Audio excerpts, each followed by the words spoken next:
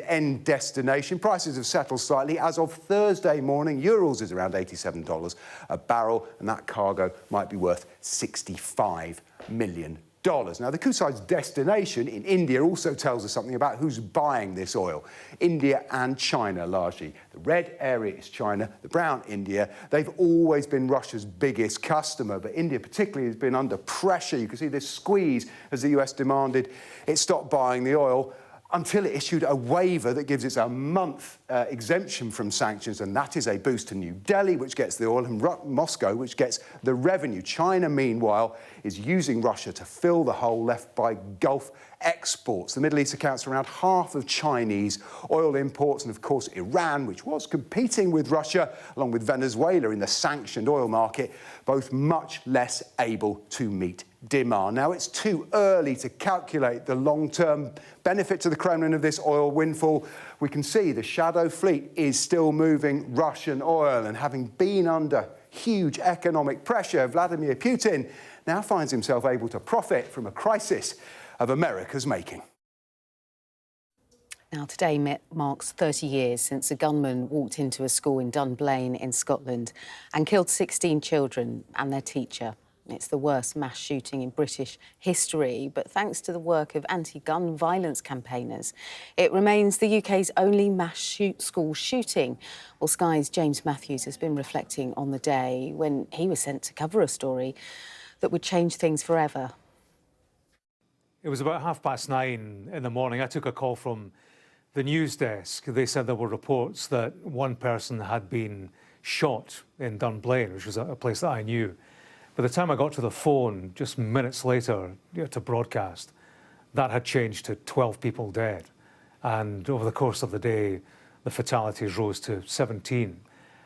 I remember getting to the school. It was mid-morning, and the sound, that was the first thing, the bustle and distress, the urgency. You know, it was busy, the street outside the school gates, people hurrying, desperate for news, and you saw it in everybody, the fear and the hope. When I look back, actually, at the footage that we filmed that day, I see people, that I came to know, and, people who lost their children arriving, not knowing, and, I look at the footage, I know the news that they are going to be told about their child. And over the course of that day, you had witness accounts, press conferences, the world's media, and there was a sense of unreality, and you saw that in the faces of everybody. I think the moment that stopped all of us was when the class photo was released, that black and white image of primary one kids, the faces, the innocence. I think that brought home what had happened, who was involved, youngsters in their gym class, and to look at those faces, it was almost to contemplate their experience. Just a terrible, terrible event.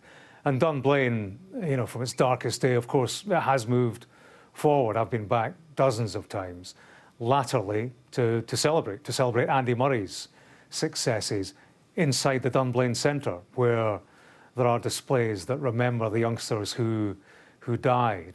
Dunblane has moved forward, whilst never forgetting. And of course, for the families involved, they led the campaign to ban handguns in the United Kingdom. I think of that a lot, and I'm reminded every time there's a school shooting somewhere else. I think of the parents who said, that's not happening again, not here. James Matthews reporting there. We do have some breaking news to bring you now, and Oman's state news agency, they're reporting that 2 people have been killed after drones come down in Sohar province. That's the latest we know there. We're going to take a look through the papers for you this morning. Let's start with The Guardian, because comments from the Defence Secretary John Healey that Vladimir Putin's hands lie behind Iran's military tactics is their front page. Meanwhile, the FT, that's reporting on how Russia is earning as much as $150 million a day in extra revenue from its oil sales, making it the biggest winner of the conflict in the Middle East so far.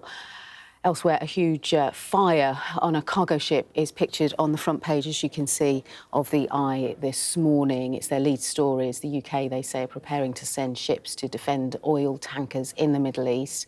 And then the Express, it stinks of a cover-up, writes the Express, as Conservative leader Kemi Badenoch. She's calling on the Prime Minister, and she's calling him a liar over the Peter Mandelson affair that we covered quite extensively on Sky News. And Kemi Badenoch's assessment of Keir Starmer's handling of Mandelson is also the front page of the Daily Mail too. So that's a quick look at all of the front pages. Do stay with us at 6:40. We'll have our news review with Molly Blackall. But now we're heading for a short break. When we return, though, we'll be talking of the thousands of victims still waiting on compensation for the Post Office Horizon scandal.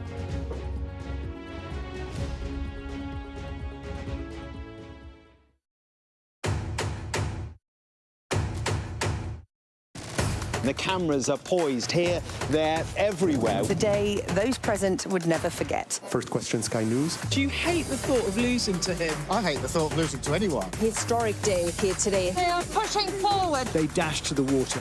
Wait, what country are you From the UK. Why don't you go back to your country? Huge questions to be grappled with. That is totally unprecedented. Been quite some day. We start with breaking news.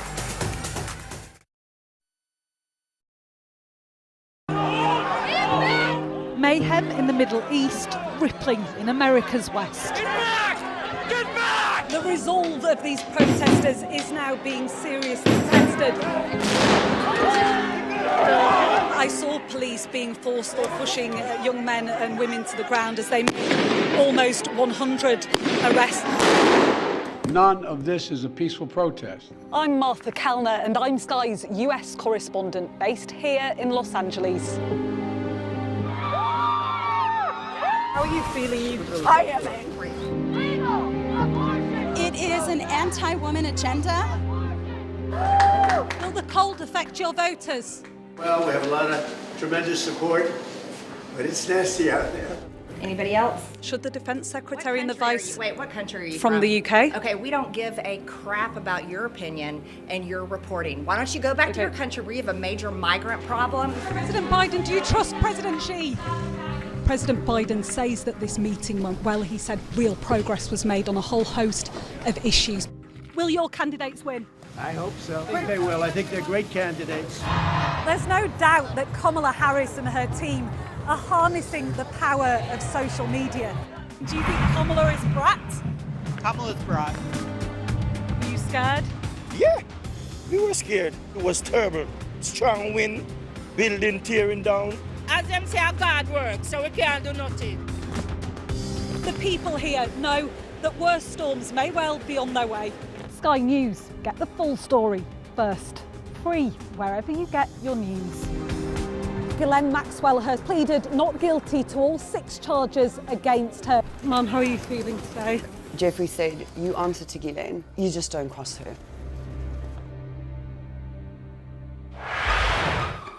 We've got your Sunday mornings covered. From the front page and the sounds of the streets to the voices of the people who make the major calls and big picture politics beyond Westminster. We'll put you at the heart of our story. I'm ready. Are you? Join me, Trevor Phillips, Sunday mornings on Sky News. Hello, welcome back to Mornings on Sky News. It's Friday the 13th of March.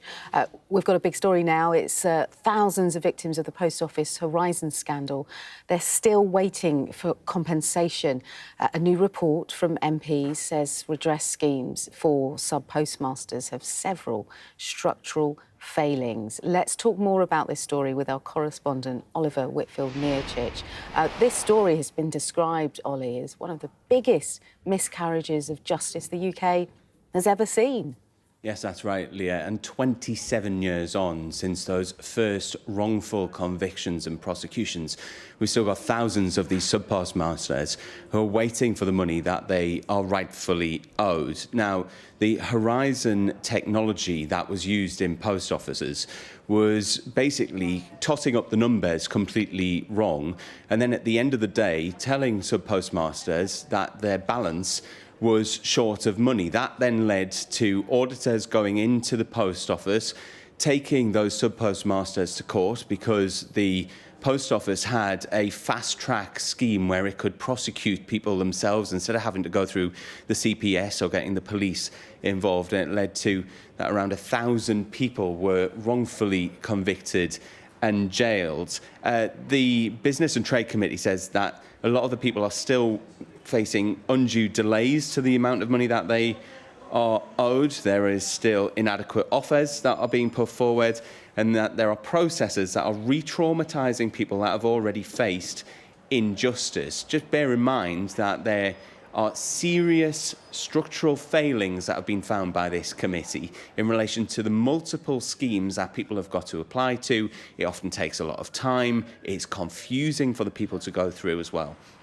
Now, Horizon was originally developed by the Japanese company Fujitsu, and this is what Liam Byrne, the chairman of the Business and Trade Committee, has to say about that firm. He says, Fujitsu has yet to contribute a penny to the nearly £2 billion redress bill, even as it continues to benefit from public contracts. That cannot continue, he says. It is simply wrong that taxpayers are covering the cost for Fujitsu's sins, while Fujitsu is still profiting from taxpayers-funded contracts. Now, in response, Fujitsu says that it's continuing to work with government to adhere to the voluntary restrictions that have been put in place in relation to it applying for new government contracts. And it says, quote, that it is engaged with the government regarding compensation. Meanwhile, the Post Office says that it's going to look carefully at the recommendations of this committee, and it says that it is working as fast as possible in order to try to get these applications looked into. But for a lot of these sub-postmasters and their families, remember, because this has not only been a financial hit, this has caused a lot of emotional distress, a lot of psychological distress, not only for the sub-postmasters, but for their relatives too. They need to see things come as quickly as possible because a lot of these sub-postmasters are quite old, and we have seen previously some of them dying before getting the justice and the compensation that they are due. OK, Oliver, thank you. Let's take a look at the weather. You're looking happy. Well, the forecast looks good. So you've sorted the travel insurance then? All Clear Travel Insurance sponsors Sky News Weather. We're entering a colder spell with strong winds, bringing widespread and often heavy showers or more prolonged rain and hail snow. It's quite cold with a frost in parts of the north and a stiff wind, bringing significant wind chill. Most parts will have a mix of sunshine and locally heavy blustery showers this morning. Wintry on the hills and locally thundery, but southern Britain looks mostly fine. There'll be just a few showers there, mainly in the southwest. It'll stay quite cold for most.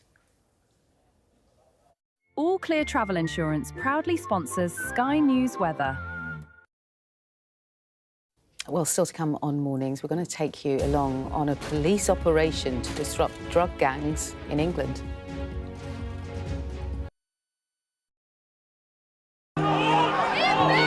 Mayhem in the Middle East, rippling in America's West. Get back! Get back! The resolve of these protesters is now being seriously tested.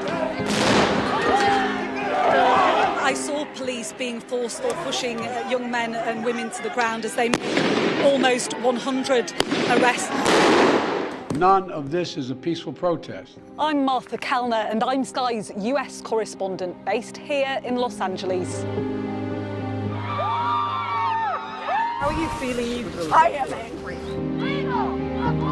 It is an anti-woman agenda. Will the cold affect your voters? Well, we have a lot of tremendous support, but it's nasty out there. Anybody else? Should the Defence Secretary and the Vice... Wait, what country are you from? The UK. Okay, we don't give a crap about your opinion and your reporting. Why don't you go back to your country where you have a major migrant problem? President Biden, do you trust President Xi? President Biden says that this meeting went well. He said real progress was made on a whole host of issues. Will your candidates win? I hope so. I think they will. I think they're great candidates.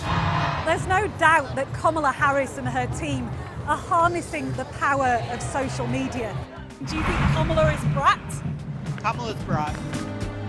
Are you scared? Yeah. We were scared. It was terrible. Strong wind, building tearing down. As them say, our God works, so we can't do nothing. The people here know that worse storms may well be on their way. Sky News, get the full story first. Free wherever you get your news. Ghislaine Maxwell has pleaded not guilty to all 6 charges against her. Mum, how are you feeling today? Jeffrey said, you answer to Ghislaine, you just don't cross her.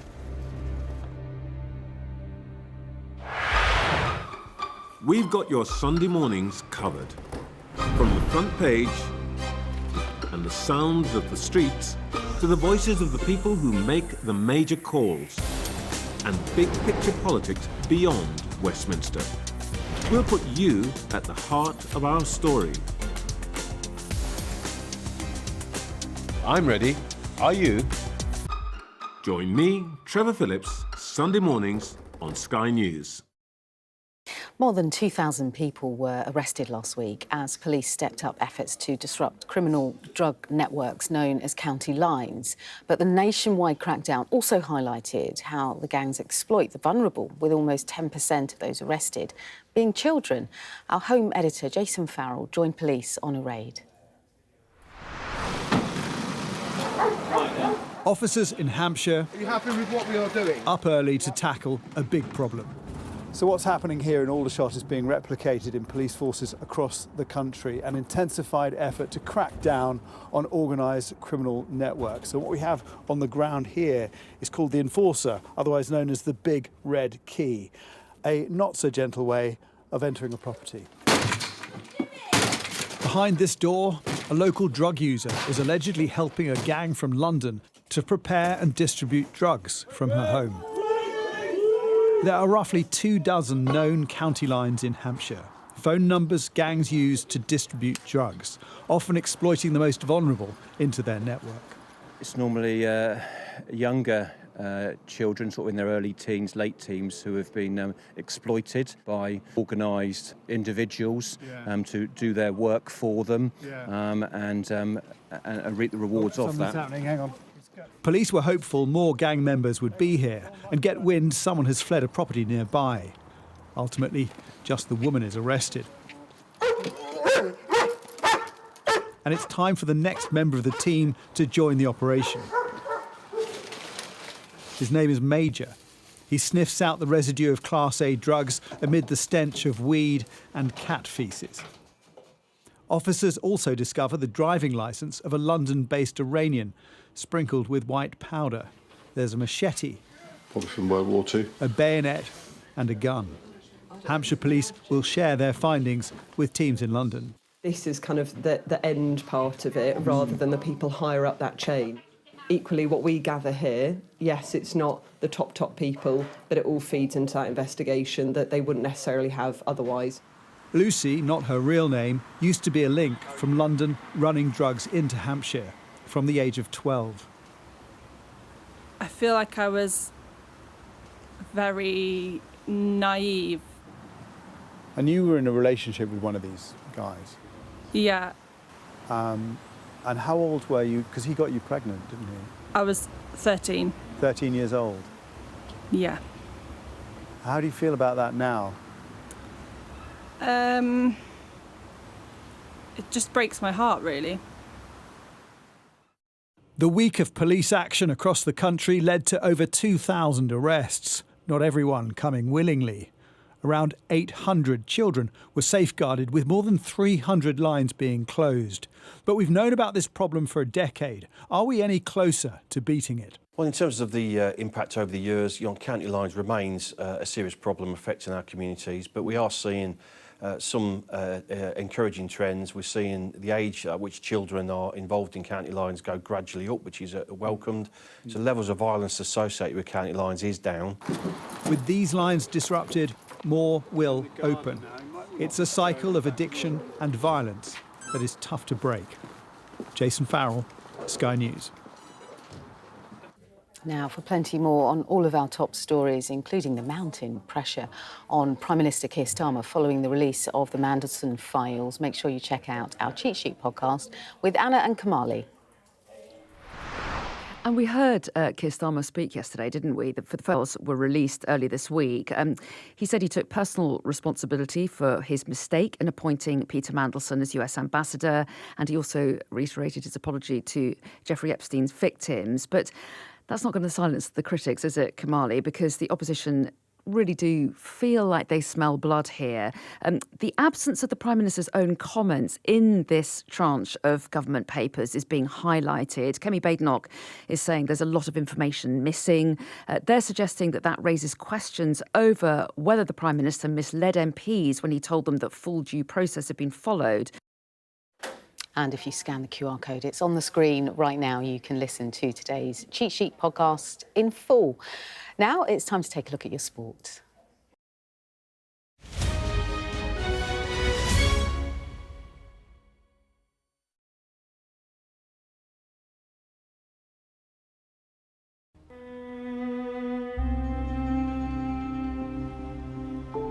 Adding a continental touch to Arsenal's never say die style is what Wenger is promising. Quand je suis venu, je veux dire, il y a tout ce qu'il faut pour être un grand club. Je veux dire, ils ont un public qui est fabuleux. Je veux dire, il y a des terrains où on peut s'entraîner. Il y a un entourage qui est très bien. Je veux dire, ils ont des très bonnes structures. I think it was a big chance for Arsenal to take this player because I believe he has a great future. He knew he had to get those kind of players that will know his philosophy and will help him implement that philosophy on the pitch at Arsenal. If you want to change the mentality at Arsenal, you don't go and sign English players. It didn't have as big an effect as when we signed Dennis Bergkamp. That was like a massive statement. When Patrick signed, these are players that nobody's really heard of. I was happy to have the chance to sign him.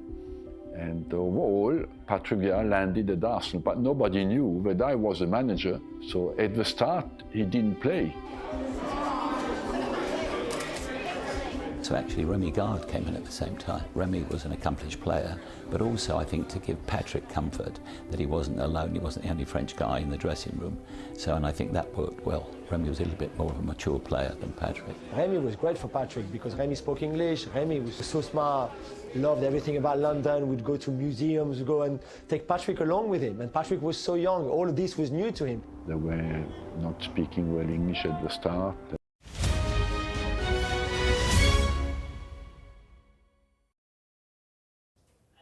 Coming up next on Mornings, we'll be discussing the stories making headlines in today's papers, and I'll be joined by Malik Blackall.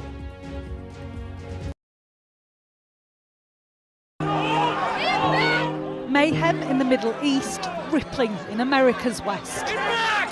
Get back! The resolve of these protesters is now being seriously tested. I saw police being forced or pushing young men and women to the ground as they made almost 100 arrests.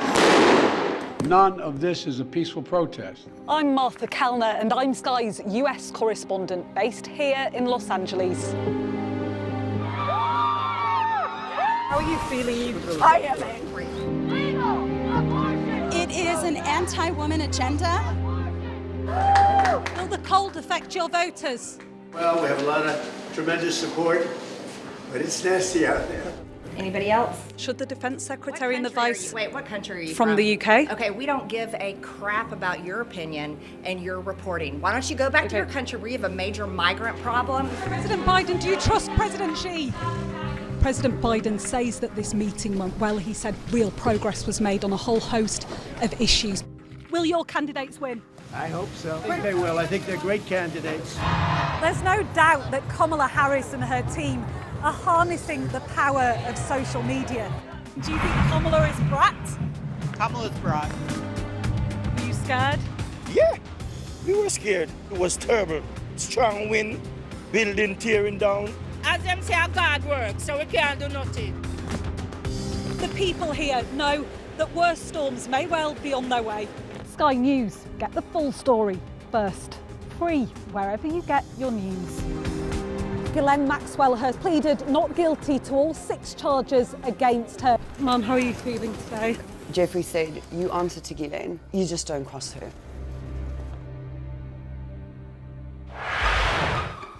We've got your Sunday mornings covered.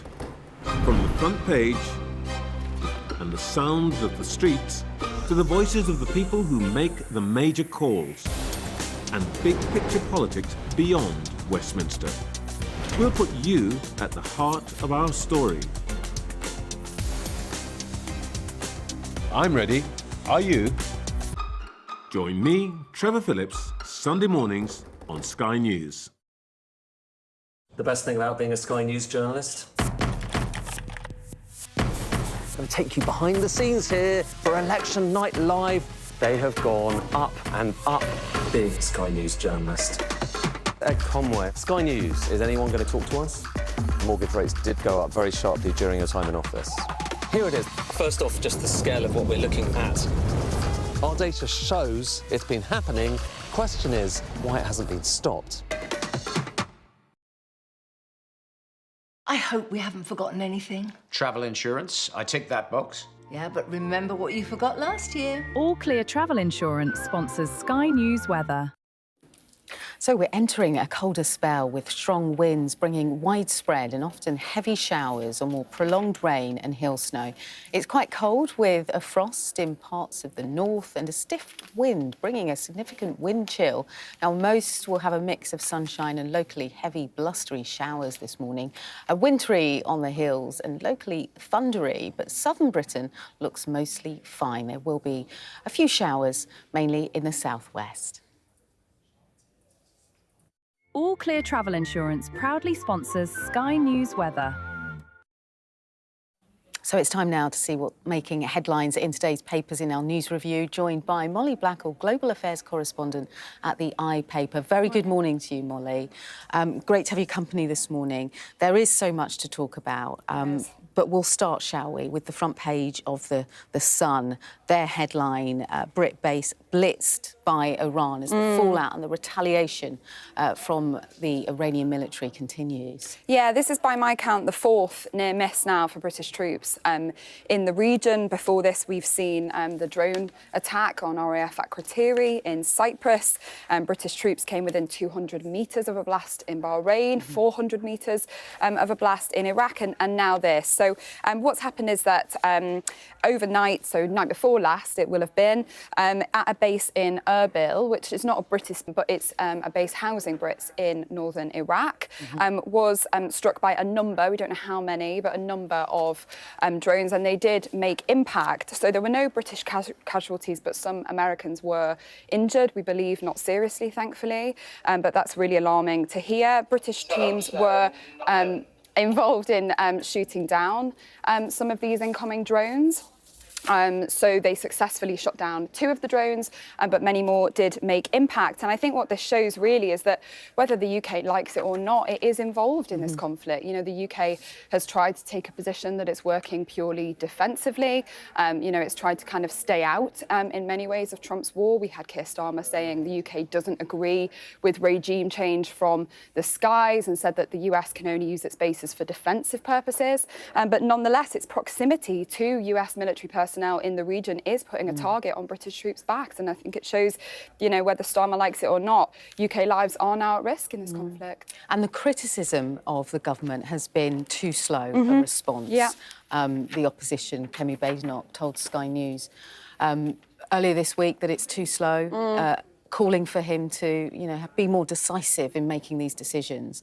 What's your assessment of how people are feeling? You were at a briefing with John Healey just yesterday. Yeah, I was, and you know, he will say, as will Keir Starmer, that they have taken all of the right decisions, that they have moved promptly. You know, Starmer was saying that this conflict requires cool heads. He's trying to say, actually, what we need is not rash decisions, but there have been some kind of embarrassing optics, really, for the UK. You know, that warship, HMS Dragon, which was sitting in a Portsmouth dockyard for a week, undergoing maintenance and preparations before setting sail for Cyprus on Tuesday. That wasn't a great look for the UK on the international stage. You know, France were miles ahead in their preparations, and I think many people feel that perhaps even if the decisions are correct to keep the UK, you know, as much as it can at arm's length from this conflict, maybe some of this is happening too slowly. OK.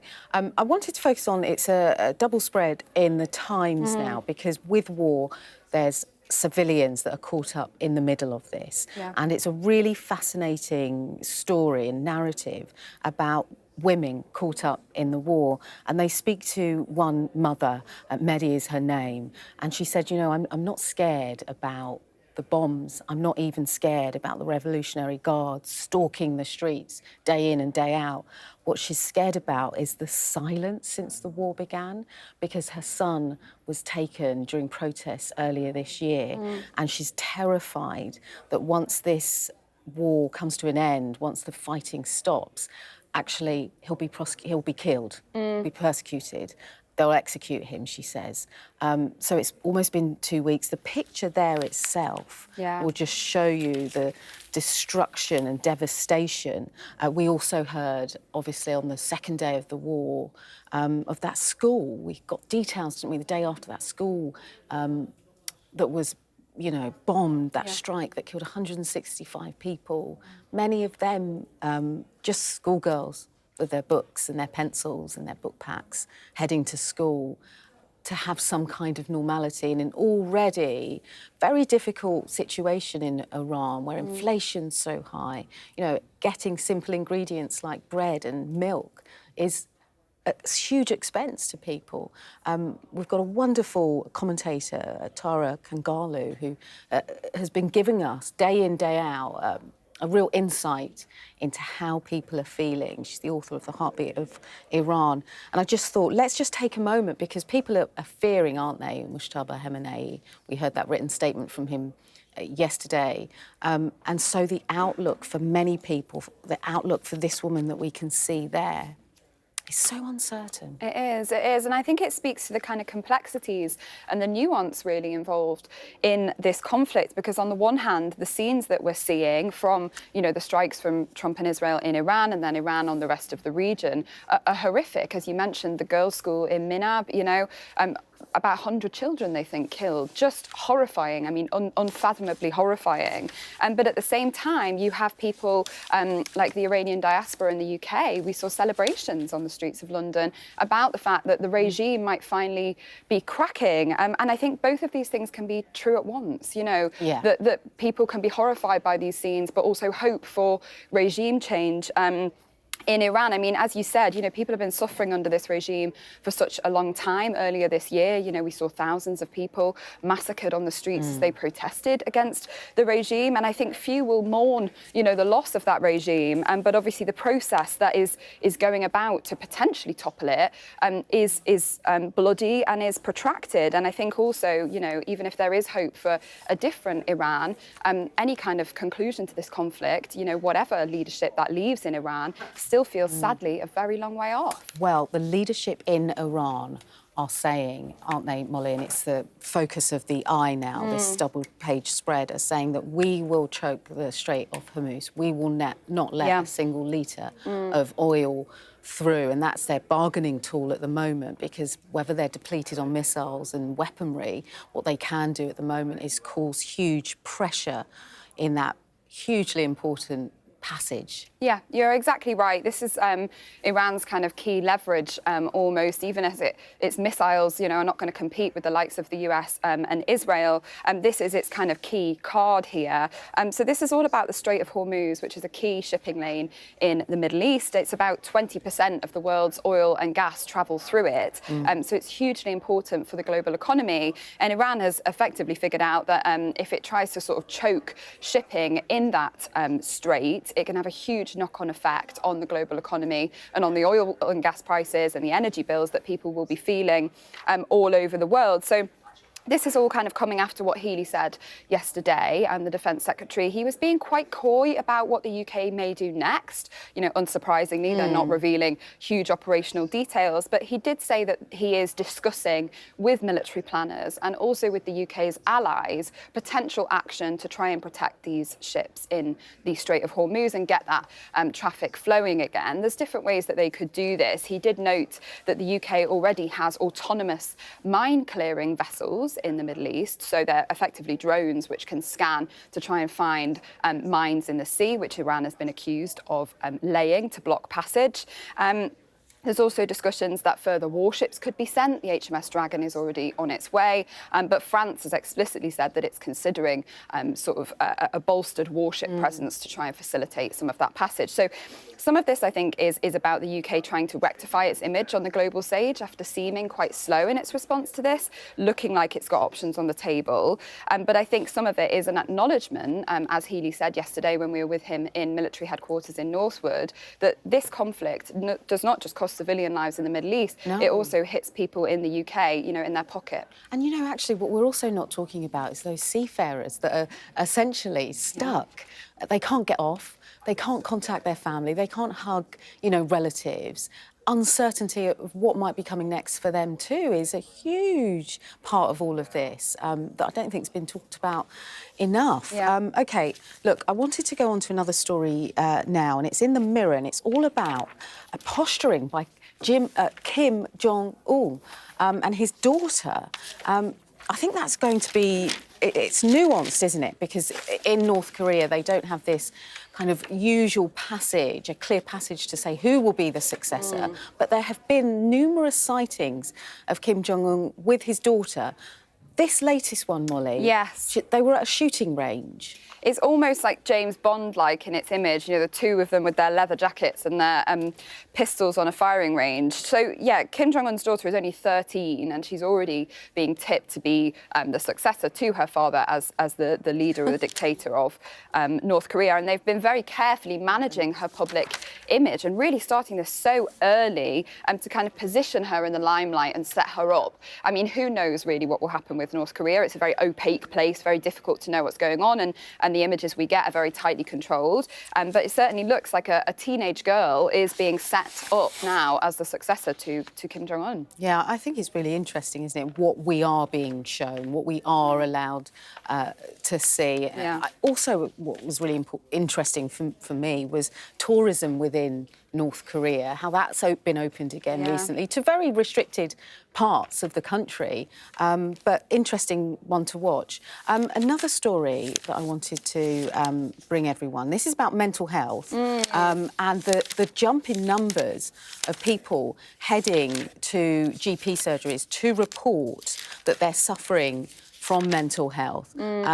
GPs admitting, look, we never refuse a sick note, but it's new data from NHS England, and it's showing 2.24 million people contacted the NHS for mental health support in January alone. And we all know, don't we, that, you know, January can be a difficult month. There may be debts hanging over from Christmas, the dark mornings, the dark nights, the terrible weather, and that can feed into it. What they're saying with these numbers, even though there's a jump, they're saying we can't actually put a reason why. That's just me anecdotally saying maybe that's one of the reasons. But what did you make of these numbers? Are you surprised by it at all? I think everybody's surprised and alarmed to see that the pressure on NHS mental health services and the suffering that many people are clearly experiencing is continuing to rise, and GPs sort of raising the alarm that they're struggling to keep up with the demand here. There were some suggestions in that article that potentially it may actually be better to have a service specifically for mental health. You know, maybe there would be a way to separate that out, because the pressure that it's putting on day-to-day services is huge. And I think many of your you know, viewers will be able to relate to the sort of scale of the crisis that the NHS faces. You know, how long people are waiting for an appointment for mental health or otherwise. So all of that is compounding this. And as you say, they're not sure as to the reason. There could be so many reasons, you know, post-pandemic, unemployment rates high, the impact of social media, who knows? But certainly they're kind of seem to be crying out really for some sort of reform to the service to try and make help more readily available. Yeah, it's really interesting, isn't it? Can we end on a story of banknotes? It's in the Express. Obviously, the Bank of England, periodically, they change what's on the notes. And that happens, and that's based on a consultation that happens quite often. And many people may realise that Sir Winston Churchill's on the £5 note, rather. It's been a long week. And that's changing, isn't it? And after that consultation, there has been a bit of uproar from the usual ranks. Nigel Farage has called it wokery. Kemi Badenoch has said, you know, she doesn't agree with it. And it's being replaced by, you know, a nature, you know, a badger on on level. And I just wondered your thoughts on that. I mean, we don't reduce the contribution to this country of Winston Churchill based on a £5 note, but it has caused uproar. I think, you know, this seems to be the latest round of the kind of culture wars, wokery discussion, and I do find it hard to get excited about these things. Given the stories that we're looking at around the world, I think it puts some of this into perspective. I think people always find change a little bit difficult, you know, but without it, you know, we don't move forward as a society. So I find it, you know, difficult to kind of think or suggest that Winston Churchill's memory will be eradicated via this. But I can see that people find that process of evolution difficult. Thanks, Molly. That's all from us.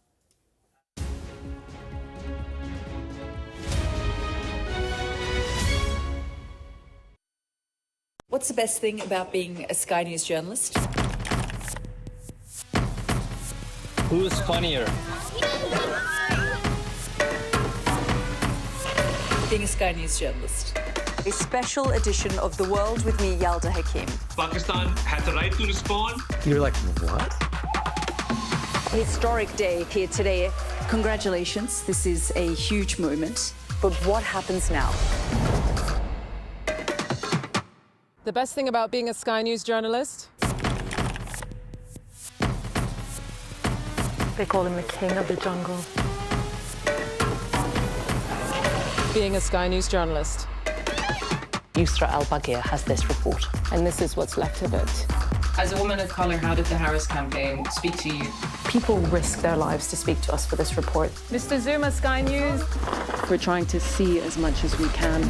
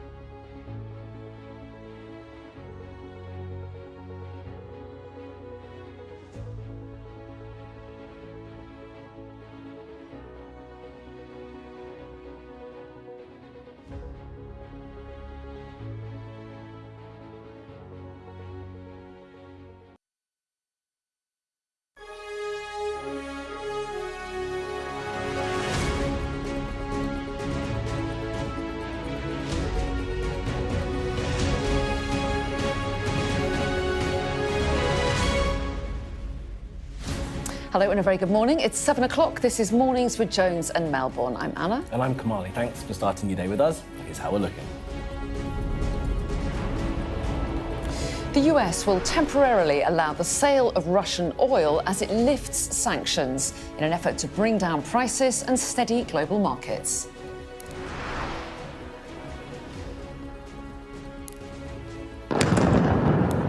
Explosions shake the Lebanese capital overnight. Israel says it's targeting Hezbollah.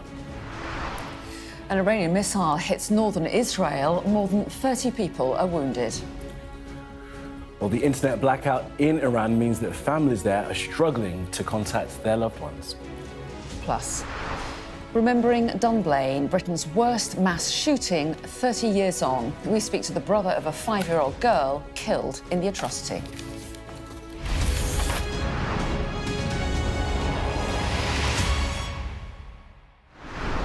Hello, a very good morning. Thanks for joining us here today. The US is temporarily lifting sanctions on Russian oil in an effort to bring down the price and stabilise global energy markets.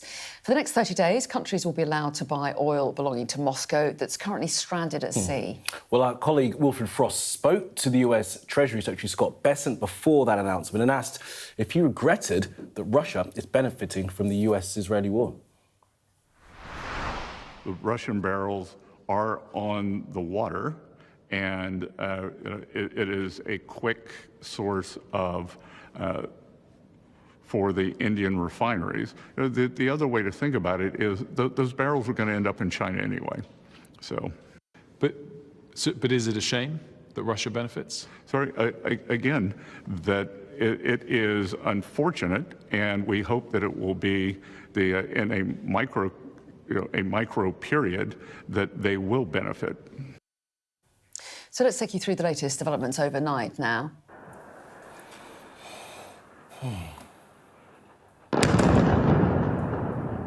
The Israeli military has been striking the Lebanese capital yet again. People there say attacks in the southern suburbs shook the whole city, while there were also 2 strikes in central Beirut. Israel says it's targeting Hezbollah sites.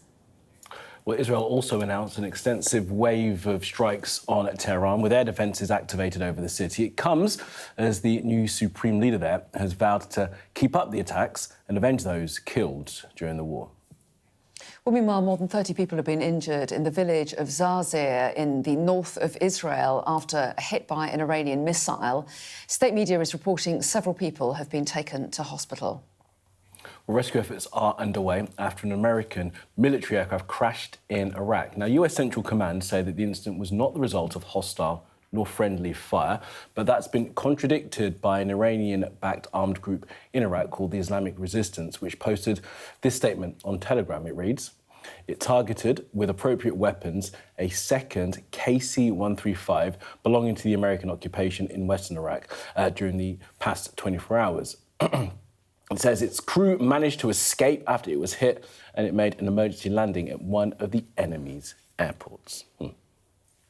So let's talk to our correspondents now. We can speak to Sally Lockwood, who's in Dubai and who can update us on the latest developments there on the ground. But first, let's bring in our correspondent in Moscow, Ivor Bennett, who joins us now. Ivor, a very good morning to you. And some good news for Russia this morning, with the US announcing overnight that it's temporarily lifting sanctions on Russian oil. Yeah, morning, Anna. Morning, Kamali. You're right, absolutely. Very good news for Russia. I don't think we should be that surprised that this measure has come in. The US last week granted a temporary waiver for India to buy sanctioned Russian oil. We knew they were mulling going further, allowing other countries to do it too. But nevertheless, this is quite a stunning reversal of policy from the Trump administration and quite a stunning victory for the Kremlin. So what the US has done has been to allow countries to buy sanctioned Russian crude and petroleum products that's currently stranded at sea. They're allowing the delivery and sale of it for the next 30 days only. And the US, the White House, is saying that this is to help stabilise global energy markets and bring down oil prices. Clearly, it has an eye on the potential negative impact for businesses and consumers back in the US ahead of the midterms later this year. Scott Bessent, the US Treasury Secretary, who we heard from there, who spoke to Sky News yesterday, he sought to play down the potential benefits for Russia. He said that this measure is narrowly tailored, that it's short-term, and therefore the potential benefits, economic benefits for Russia, are not significant. But even if that is the case, and I'm not sure we'll know until kind of a month's time or so, even if that is the case, I think there are major diplomatic benefits here for Russia, because remember, these measures, these sanctions were put in place to great fanfare as a means to try and break Russia's economy, to bring them to the table on peace talks with Ukraine, to stifle its war economy, to make it sign a peace deal, make compromises and reach a settlement to end the conflict in Ukraine. So this is quite a stunning reversal of that policy. It's starting to unpick that. Not only that, it puts the US further at odds with Europe. The EU, Germany, they've all said that now is not the time to relax sanctions on Russia, and any kind of split in that transatlantic alliance just further plays into Vladimir Putin's hands. Very interesting. Ivor, thanks very much indeed. All right, let's go to Dubai now and bring in our correspondent, Sally Lockwood. Sally, morning to you. So just give us the latest situation there in the UAE and more broadly across the region as this war enters its second week. Yeah, morning to you, Kamali. Morning to you, Anna. We've heard the sounds of air defence systems blasting in the air already this morning. It did sound quite far away, so we're not sure exactly where they were. They definitely weren't central Dubai. They sounded too far away for that, but they could have been coming from somewhere closer towards the Strait of Hormuz, of course. We've had a couple of emergency alerts here already this morning, and two suggested areas that may have been hit. One, the financial district. I'm hearing reports that there may have been some sort of debris that fell on a building there, and also the industrial area of Al Quoz. There's been smoke rising in the air in that area as well. The media office here has talked about one incident so far and described it as minor, but we're hearing about something much more significant coming out of Oman in the last hour. Two people have reportedly been killed in Oman after drones came down in Sohar province, which is a big port, industrial port area, a coastal area in Oman. That news just out. Saudi has intercepted at least 14 drones overnight, some heading for the diplomatic area of Riyadh, and some, of course, as we've seen in recent days, heading towards its oil fields. Some brighter news coming out of Qatar today. It sounds like Qatar Airways are going to try and resume some sort of operations out of Doha today. Limited, but that is progress, because their airspace has been pretty much closed since the beginning of this war. And interestingly, the Ministry of Foreign Affairs in Qatar has also commented on the situation in Lebanon, with Israel extending its evacuation order for the people of southern Lebanon to 25 miles, if I'm not mistaken, beyond the border with Israel. That area is now under an evacuation order from Israel, with nearly 1 million people in Lebanon now displaced by the Israeli and US attacks. And Qatar has strongly condemned them, describing the Israeli attacks on southern Lebanon as a blatant violation of international humanitarian law. And of course, it's very interesting as well that we also heard for the first time from Iran's new supreme leader in what was thought to be a statement from the new Ayatollah. He talked about maintaining closure of the Strait of Hormuz. Now, of course, that is something that we are watching very closely in this region. It's become a battleground because it's such a critical artery for the world's energy supply. And at the moment, that commercial shipping has not only effectively ground to a halt, it's also being targeted by Iranian attacks every day. And we've seen that with so many vessels attacked in recent days. But in that statement from the new supreme leader, they referenced opening new fronts in which the enemy has little experience. Now, we are seeing those fronts firsthand play out here in the UAE, not just with oil infrastructure and shipping, but also aviation, with the airport and airspace closures disrupted, and also now potentially the financial district becoming a target as well. You know, in Donald Trump's comments in recent days, it sounds like he maintains that the war is going pretty well.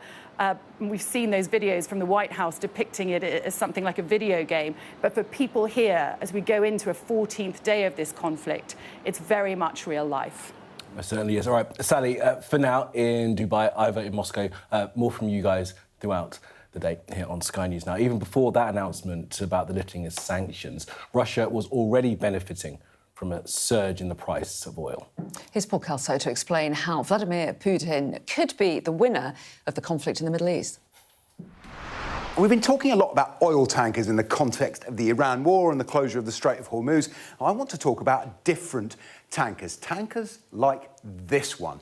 This is a Russian tanker. It's the Vostochny Prospect. It says powered by natural gas, but it's carrying Russian crude oil from a Russian Baltic port. Now, we filmed this as it passed Dover on Wednesday. It's part of the Russian Shadow Fleet. It's sanctioned by the UK for helping fund the war in Ukraine, and it illustrates an interesting and for many a troubling consequence of the US-Israeli assault on Iran, and that is Russia maybe winning the oil war. Now, to understand why, we need to look at what happened when Western sanctions were applied to Russian oil following the invasion of Ukraine. Those sanctions cut its potential customers, so it's had to sell its oil, Urals as it's known, at a discount. This chart shows us that discount against Brent crude. That's the global benchmark in blue, Urals is in red. You can see over the last 6 months, while the prices have tracked each other up and down, there's a pretty consistent discount, a gap, $5 to $10 on average.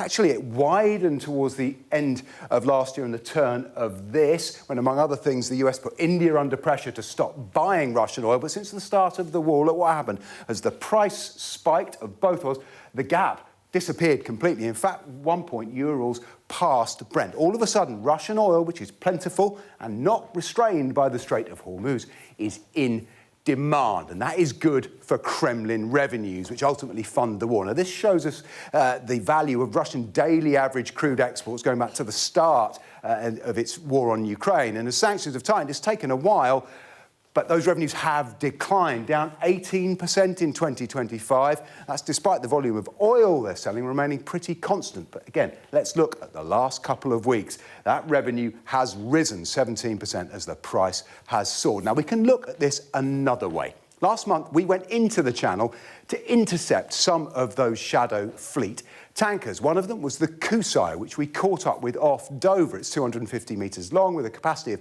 750,000 barrels of crude, which means we can have a go at calculating its changing value during the course of its voyage. Now, we should say we don't know if a price was agreed for this oil or the end customer, but it is illustrative. So when the Kusai loaded at Ust-Luga in the Baltic on February the 2nd, the Urals price was $53 a barrel, making the cargo worth around $40 million. Now, we tracked it from there to Dover by the time we caught up with it on February the 10th, so 8 days later. There'd been a small increase in the Urals price to $56 a barrel. That took the cargo to $42 million. Now the Kusai headed off on the longest part of its journey, heading for the Bay of Bengal. And by the time it passes Sri Lanka on March the 9th, the war has begun. Urals has peaked at more than $100 a barrel, and that cargo could be valued at $75 million. Now, it's made its way on from there in the last few days towards Paradeep, its listed end destination. Prices have settled slightly. As of Thursday morning, Urals is around $87 a barrel, and that cargo might be worth $65 million. Now, the Kusai's destination in India also tells us something about who's buying this oil. India and China, largely. The red area is China, the brown, India. They've always been Russia's biggest customer, but India particularly has been under pressure. You can see this squeeze as the US demanded it stop buying the oil until it issued a waiver that gives it a month exemption from sanctions, and that is a boost to New Delhi, which gets the oil, and Moscow, which gets the revenue. China, meanwhile, is using Russia to fill the hole left by Gulf exports. The Middle East accounts for around half of Chinese oil imports, and of course Iran, which was competing with Russia, along with Venezuela in the sanctioned oil market, both much less able to meet demand. Now, it's too early to calculate the long-term benefit to the Kremlin of this oil windfall. We can see the shadow fleet is still moving Russian oil, and having been under huge economic pressure, Vladimir Putin now finds himself able to profit from a crisis of America's making. I'm pleased to say Paul is here with us now. Paul, morning to you. I mean, we've all got the charts up in front of us, and all the arrows are pointing up that the oil price, despite this news overnight, is still up.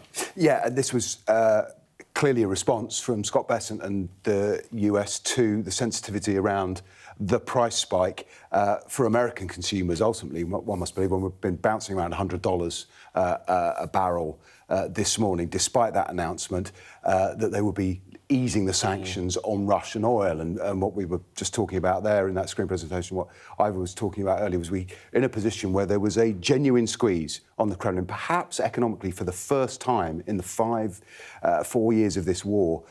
President Zelensky's been calling for action against the tankers, the shadow fleet. It was starting to bite, particularly the sanctions the US was levying on India, a massive customer for Russian oil. We were waiting to see how that played out. They'd already given India a 30-day waiver. This announcement means essentially all the Russian oil that is at sea, and lots of it is at sea, try to find someone who will buy it, or in some cases concealing where it's come from to sell it to places who shouldn't be buying it. Well, that's now free to sell. And of course, that the idea was to ease the oil price. It hasn't happened yet, partly because frankly, that oil was probably already going to end up in China. But of course, it's a windfall for the Kremlin. And one can only imagine what Vladimir Zelensky will be thinking of that when, as some of those charts I was running through there showed, there was a sign this was actually squeezing Kremlin revenues. And that pressure's now off, and who knows for how long. Yeah. In the meantime, governments around the world are doing their calculations, trying to work out what impact this high oil price is going to have on their economies. I mean, it's going to push up inflation potentially, isn't it, in lots of places.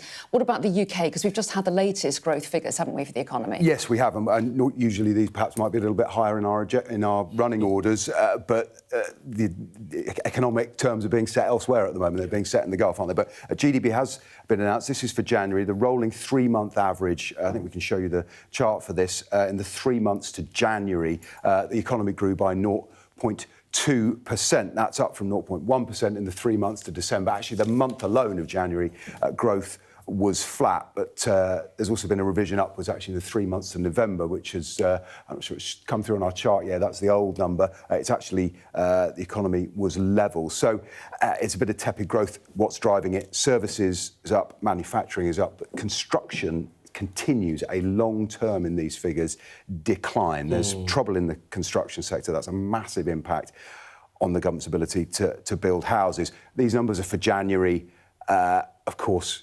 Predating the war. Predating the war, not by much, but from a period when there appeared to be some stability that the Chancellor was happy to talk about. We heard her in a spring statement. You know, the question now is not what's looking in the rearview mirror, trying to project ahead. What is this going to do? There's clearly an inflationary risk from an increased oil price. In fact, we've got the Chancellor will have with Ed Miliband, the Energy Secretary, have got petrol retailers in Downing Street today, trying to put some pressure on. They had energy companies in yesterday. They can all talk as much as they want, but frankly, if the raw material is going up in price, that ultimately ends up on all of our bills. Well, you've set up very nicely the Energy Minister, who I'm going to speak to now. Paul, thanks very much indeed. So let's bring him in. I'm joined by Michael Shanks, Energy Minister, speaking for the government this morning. Very good morning to you. And I do want to talk about how the high oil price is going to affect individuals here in the UK in a moment. But first, I want to get your reaction to the news overnight that the US is temporarily lifting sanctions on Russian oil. The hope is to increase supply and bring the oil price down. Do you support that move? Well, good morning. The UK has been really clear that our sanctions on Russia stay in place. And look, this is a moment where I suspect in the Kremlin they are looking at this as an opportunity to fix some of their ailing economy. And that is a great shame, because we have to do everything that we possibly can to make sure that we are bringing all pressure to bear on Russia so that we can win this war in Ukraine. And so we will keep up our sanctions and we'll continue to do what we are doing around the shadow fleet. And we're not going to change our position on that at all. It's really important that we don't do anything that can assist the Russian war machine right in the middle of a really critical moment in this conflict against Ukraine. So a mistake by the US, you think?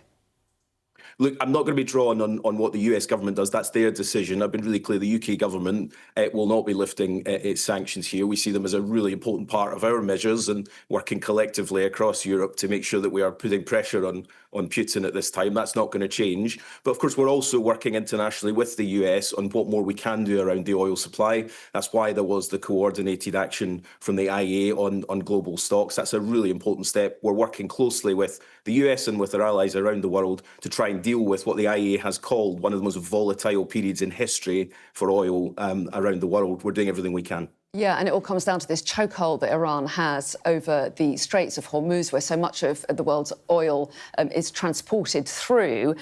Scott Bessent has been talking to our colleague Wilf Frost, and he said that as soon as is militarily possible, the US Navy, perhaps with an international coalition, will be escorting vessels through the Straits of Hormuz. Do you think that the UK could play a role in that? Well, look, clearly we're looking at all options around that. The Strait of Hormuz is an absolutely critical passage for a whole range of commodities to get to where we need it to get to. So we'll look at all options. The Chancellor had conversations with Lloyd's of London to look at the insurance issue and if there is more we can do around that. But clearly we're working with allies on a range of things to try and get supplies back into the economy. That's important for everybody because an oil crisis in the Middle East doesn't stay in the Middle East. It spreads to economies around the world. So it's really important we take any action we can. We're looking at all options. And of course, we're working really closely with the US government on these potential plans as well. But the wider work that the Prime Minister is doing with allies is around how we de-escalate this whole situation, because ultimately the only way that we can get back to some version of normality here is for us to de-escalate this whole situation and try and get control again of prices. And that's really important then for us to be working with our allies, working across the world to try and make sure we can bring that. Yeah, and it really does matter, doesn't it? Because high oil prices affect our transport, the cost of food, manufacturing. We're all going to feel the effects potentially. So, what support might the government be offering people and businesses that could see their costs surge?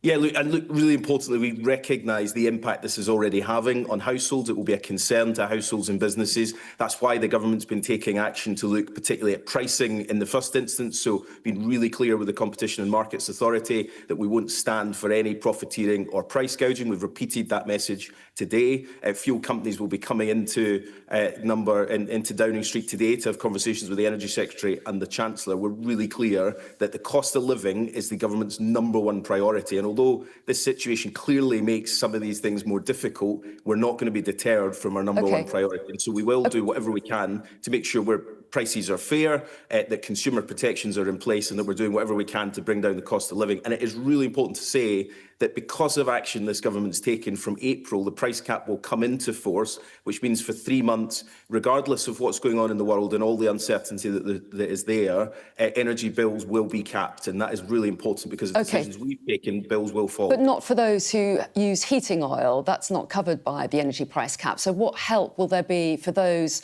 who use heating oil, who've seen the cost go up dramatically already? Yeah, you're right, and I've had a lot of meetings about this, and I've been reading a lot of correspondence from people in rural communities across the country. It's clearly a huge worry, and because it's a just-in-time market, the prices have fed through really quickly into the cost of heating oil. I've met the various industry players a number of times. I've spoken to the CMA about making sure we're tracking the price. Price transparency is really important in this space so that people can shop around, but we recognise the wholesale price of kerosene has increased. Inevitably, that translates into higher prices. So will there be help? I mean, transparency, seeing how much everybody's prices have gone up is one thing, but people need help, don't they? Will there be any? Well, look, we are looking at what options might be possible, including we've had a number of conversations with the Treasury and what we might do around crisis funding for people, particularly in the poorest households who might be feeling this at the moment. But we are also just 12 days into this, and although prices clearly have increased and we absolutely understand the worry that will be for families across the country, we do need to just monitor those prices to see what is exactly happening around the country. And the one thing I would say on top of that is prices are obviously a real worry, but people are also concerned about supply. And I just say really clearly, we're monitoring the supply picture both in forecourts and in heating oil, and there are no concerns at all across the country at the moment for supply. So people should continue to fill up in the normal way. There's not a supply issue at all in the UK. Okay. You're meeting petrol retailers, as you say, today. Fuel duty is set to rise from September. We're told that you're keeping that under review. Can you rule out that rise in fuel duty?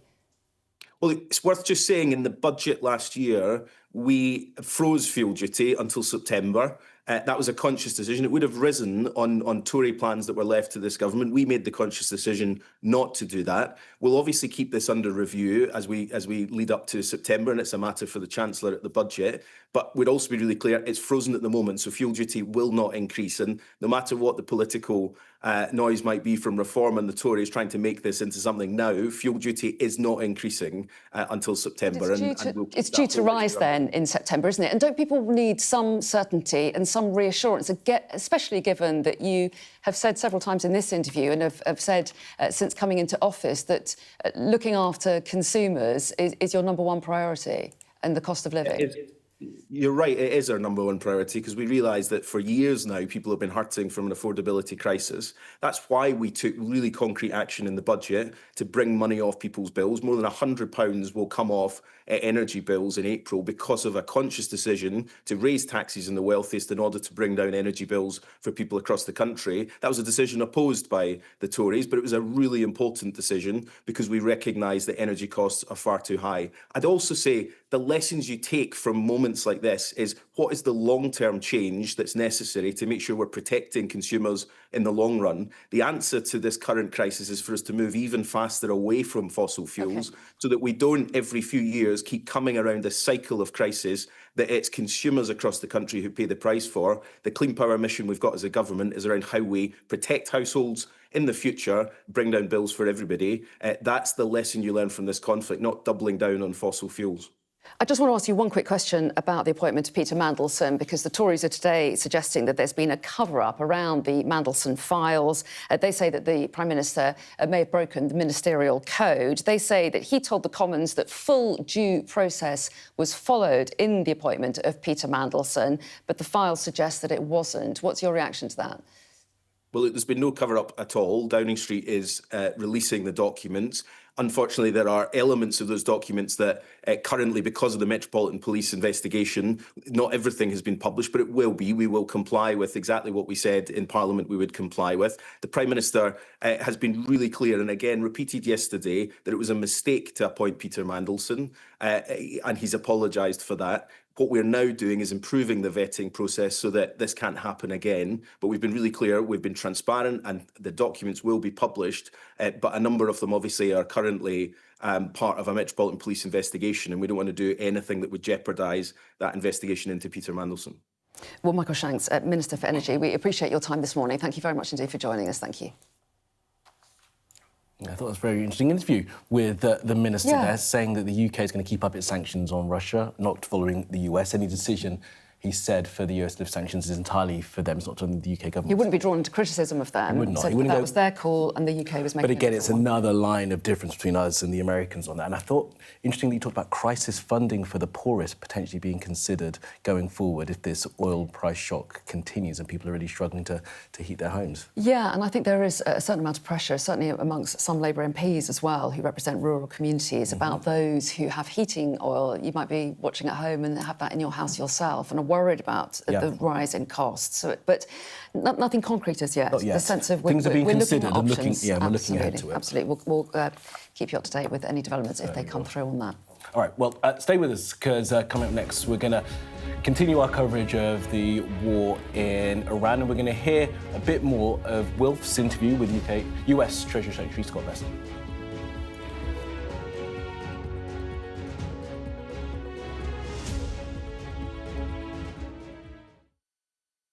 I urge you not to look away. If Hamas hands the hostages over, they will end this conflict.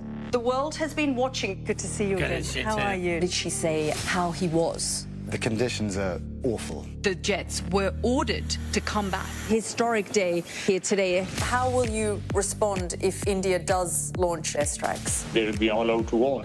I'm just going to put some body armor on. I'm Yalda Hakim.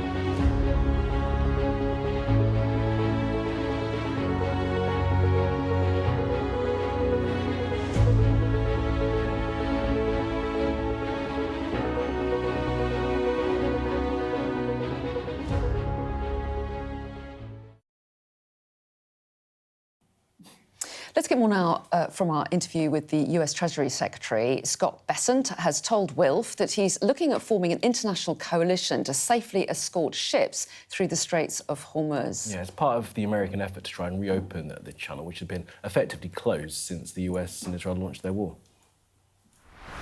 Are you starting to think, if this does keep persisting as it is, that the Navy has to go into the Strait of Hormuz to help ships get through, which would have a big effect on... Well, look, that was always in our planning, that there's the chance that U.S. Navy or perhaps an international coalition will be escorting oil tankers through. There are, in fact, tankers coming through now. Iranian tankers, I believe some Chinese flag tankers have come through. So we know that they have not mined the straits. And was that what you were just discussing in the Situation Room? We were discussing a plethora of things. And is it your belief that the volume of ships going through the Strait of Hormuz will be improving immediately from now?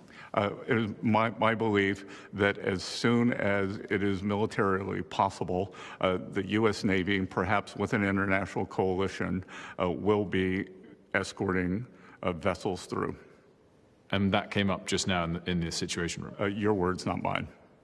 But again... Are we days away from that? We've been planning for this. We've done scenario analysis for months, for weeks, leading into this. So, but it's a prospect in the coming days, then. It is a prospect as soon as we have complete control of the skies and are degrading they have no Air Force. The Navy is sunk, literally and figuratively, and the munitions factories, the rebuilding capabilities for the missiles, completely degraded. So as soon as it is possible for to ensure safe passage, we will do it.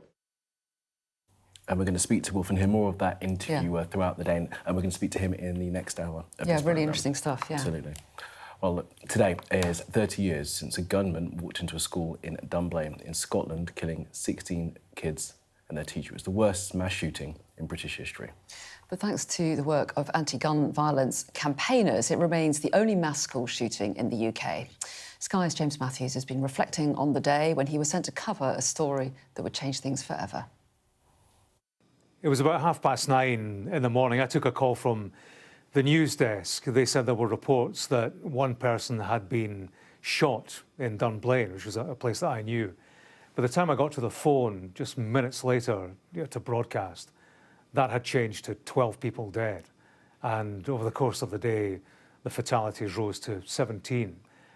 I remember getting to the school. It was mid-morning, and the sound, that was the first thing, the bustle and distress, the urgency. it was busy, the street outside the school gates, people hurrying, desperate for news, and you saw it in everybody, the fear and the hope. When I look back, actually, at the footage that we filmed that day, I see people, that I came to know, and, people who lost their children arriving, not knowing, and, I look at the footage, I know the news that they are going to be told about their child.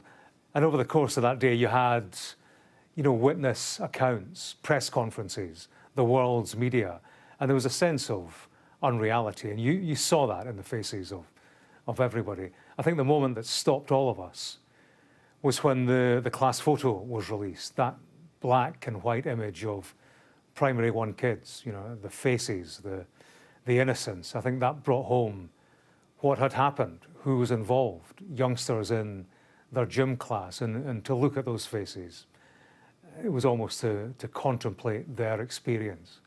Just a terrible, terrible event. And Dunblane, from its darkest day, of course, it has moved forward. I've been back dozens of times, latterly, to celebrate Andy Murray's successes inside the Dunblane Centre, where there are displays that remember the youngsters who died. Dunblane has moved forward, whilst never forgetting. And of course, for the families involved. They led the campaign to ban handguns in the United Kingdom. I think of that a lot, and I'm reminded every time there's a school shooting somewhere else. You know, I think of the parents who said, that's not happening again, not here. That's James Matthews reporting that. Now, as the war in Iran enters into its second week, Iranians all around the world are struggling to contact their loved ones, and a total blackout of the internet has cut connectivity down to about 4% of the ordinary levels. Well, we're joined now by Sana Nassari, who's the co-editor of Iranian Women's Voices. A very good morning to you. Thanks so much for coming in. Morning, Sana. I know that you have family in Tehran. I wondered if I could ask you, first of all, how difficult it is to get in contact with your loved ones in the country and what they're telling you when you do.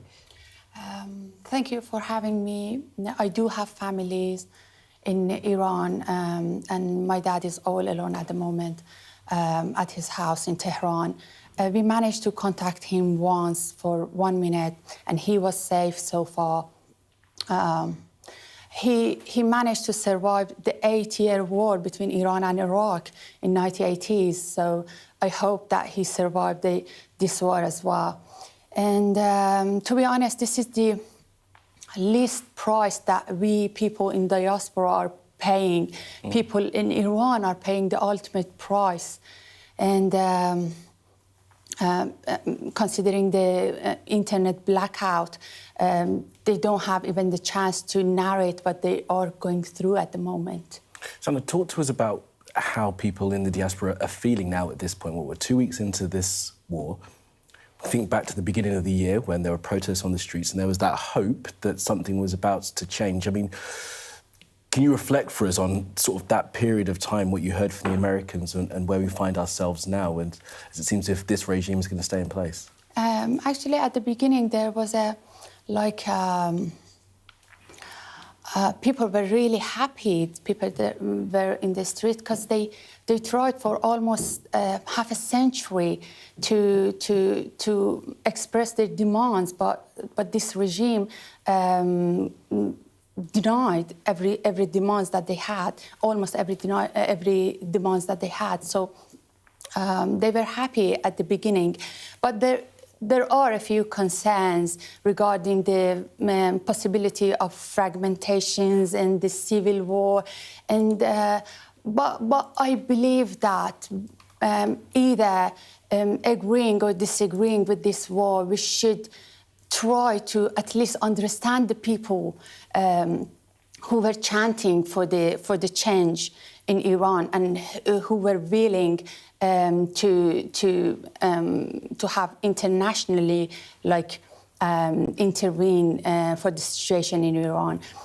So they tried every possible peaceful means to do the change, but obviously it didn't end up. Yeah, those protesters got brutally crushed by the regime, didn't they? Yeah. What about now? What do you think that the regime will be toppled as a result of this action? Actually, I personally, I am not in a position to talk about this. I am an art historian. I'm not a historian, so. But I believe that it is close. Yeah. You co-edit the Writer's Mosaic. It's Iranian Women's Voices as well. Is there a fear, or do you fear, from your community, the people you speak to, that if this regime stays in place, then women's position could be put further back? We had the Women Life Freedom movement previously, after the death of Mahsa Amini, and there was, I guess, some hope that women in Tehran and Iran would have more rights. What's your sense going forward? Definitely, the situation would be worse if this time we don't face any success of all these protests and the war after that. In terms of the Writer's Mosaic, actually, I wanted to point out that the idea came at the late 2024, we thought it would be a really good idea to have Iranian women's voices in our platform, and then we decided to do that in response. Me and my colleagues, the co-editors Shara Atashi and Marjorie Lutfi, to ask poets and writers based in Iran to join us as well. So we have 9 writers at the moment, and this is an ongoing process. It hasn't finished yet, but the project like this, I guess, also remind us how important it is to have such platforms like Writers' Mosaic that creates a space for the diverse voices and for writers and artists to express themselves and to narrate what they are going through. Yeah, and that project, never more relevant than now, to hear voices from within Iran and women who did rise up in that way, as Kamali was saying, in those protests a couple of years ago. Yeah. There's also been reporting this morning about some palaces that have been damaged, some historic palaces in Iran. I don't know if you've seen this reporting, but is there... I don't think they weren't targeted. I think they were hit by sort of blast waves. So there's, as a historian, I suppose, there's lots of cultural centres that may well end up damaged by this bombing campaign from the US and Israelis. Yeah, that's a really sad situation that we're facing at the moment, and Iranians are particularly really proud of their history, and this is something that is in opposition to the Islamic regime, because they usually never care about the history that Iran has. And actually what they seek is what is in religious framework called ummah, and what people in Iran are seeking is the civil society. So that's the fundamental difference that we can see here. And yeah, the palaces, though they were neglected by the government for such a long time, still is really sad situation to see that they are being destroyed. Yeah. Okay. Well, Sana, thanks so much. Thank We're you. just going to thank you for coming in, and we really appreciate it. Thank you for having me. All right, let's take a look at the weather forecast. Dinner under the stars tonight? That reminds me of our travel insurance. You mean All Clear Skies? All Clear Travel Insurance sponsors Sky News weather. Well, we're entering a colder spell with some strong winds bringing widespread and often heavy showers or more prolonged rain and hill snow. It's quite cold with a frost in parts of the north and a stiff wind bringing a significant wind chill. Most parts will have a mixture of sunshine and locally heavy blustery showers this morning, wintry on the hills and locally thundery, but southern Britain does look mostly fine. There'll be just a few showers there, mainly in the southwest, and it'll stay cold for most of us, with temperatures below average just about everywhere. In the afternoon, we'll see a few showers pushing across Wales and southern England. All Clear Travel Insurance proudly sponsors Sky News weather. Well, Jackie's joined us. I'm not so happy about that weather forecast, Anna, by the way. Yeah, sorry about that. I'm not fully responsible for the weather. Were you watching the European football last night? You go on, carry on. I went to bed. I was just making weather-related. Go on and tell me. It was sideways rain, and at one point the commentator said, "I think that player's running with his eyes closed." Poor bloke. It does come in off the Trent, man, at that City ground. It was really it's miserable down there sometimes. The results were a bit mixed, not horrific, but a bit mixed. So we'll be talking about that after the break. Also, we're going to be talking about Jack Draper last night at Indian Wells defending his title, who did this in the middle of the match, and it turned out to be really costly. Brilliant. Yeah, I want to hear more about that. Who knew that could be so costly? But it was, and I guess lesson learned. So we're talking about that and the football, and also qualifying for the sprint race in Shanghai is just underway. So we'll keep across that as well. Is that Formula One? Oh yeah, sorry, yeah. Yeah, just checking. F1. Good spot. Thank you. All to come.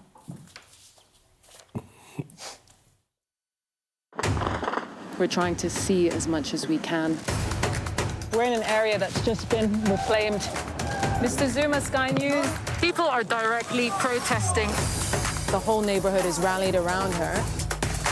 It's been impenetrable to journalists over the last 2 years of war in Sudan. I've been waiting for this for 2 years. It doesn't feel like a big homecoming. It was never going to be pretty. War isn't pretty.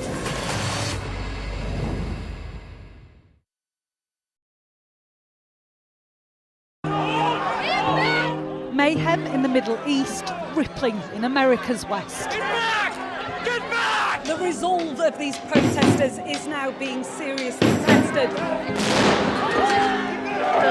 I saw police being forced or pushing young men and women to the ground as they made almost 100 arrests.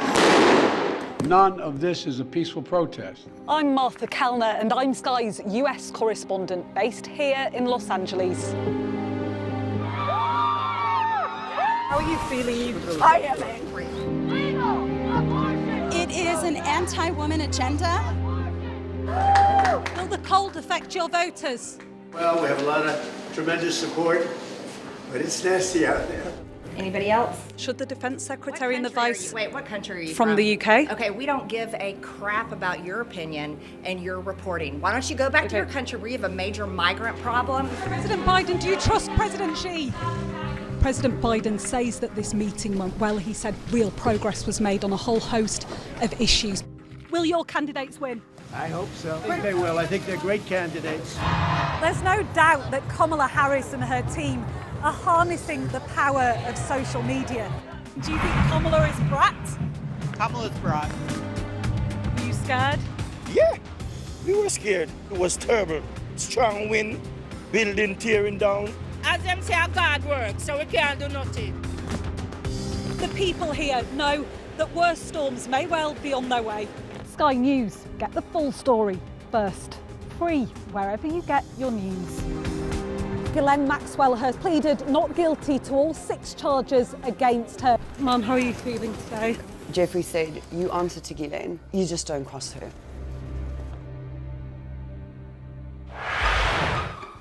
We've got your Sunday mornings covered. From the front page and the sounds of the streets to the voices of the people who make the major calls and big picture politics beyond Westminster. We'll put you at the heart of our story. I'm ready. Are you? Join me, Trevor Phillips, Sunday mornings on Sky News. What's the best thing about being a Sky News presenter?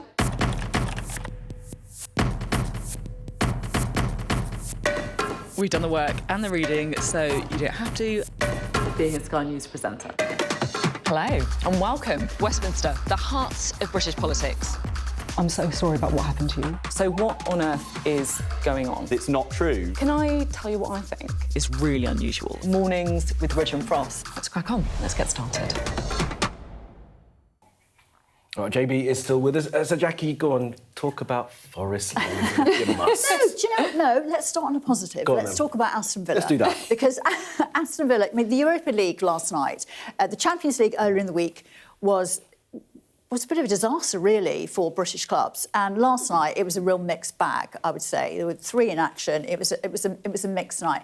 For Aston Villa, Unai Emery got his 100th win as Villa manager. And there are 2 other managers in the league who've got to 100s. And one of them is Pep Guardiola, but he's got there faster, which is really good.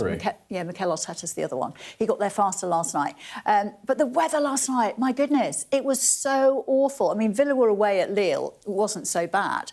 But at Forest last night, it was sideways rain, wind, mist. I mean, it was Kamali's tears. I mean, it was. I mean, at one point, hilarious. At one point, they were looking at the pitch, going, "Oh, this doesn't. Surely we might have to call this off." I mean, that really rarely ever happens, does it? But it was just so bad. The result was pretty bad as well. We'll get on to that. But there were so many shots on target for Forest last night. They had so many opportunities to win that match against Midtjylland, and they just didn't take any of them. And it could come back to bite them.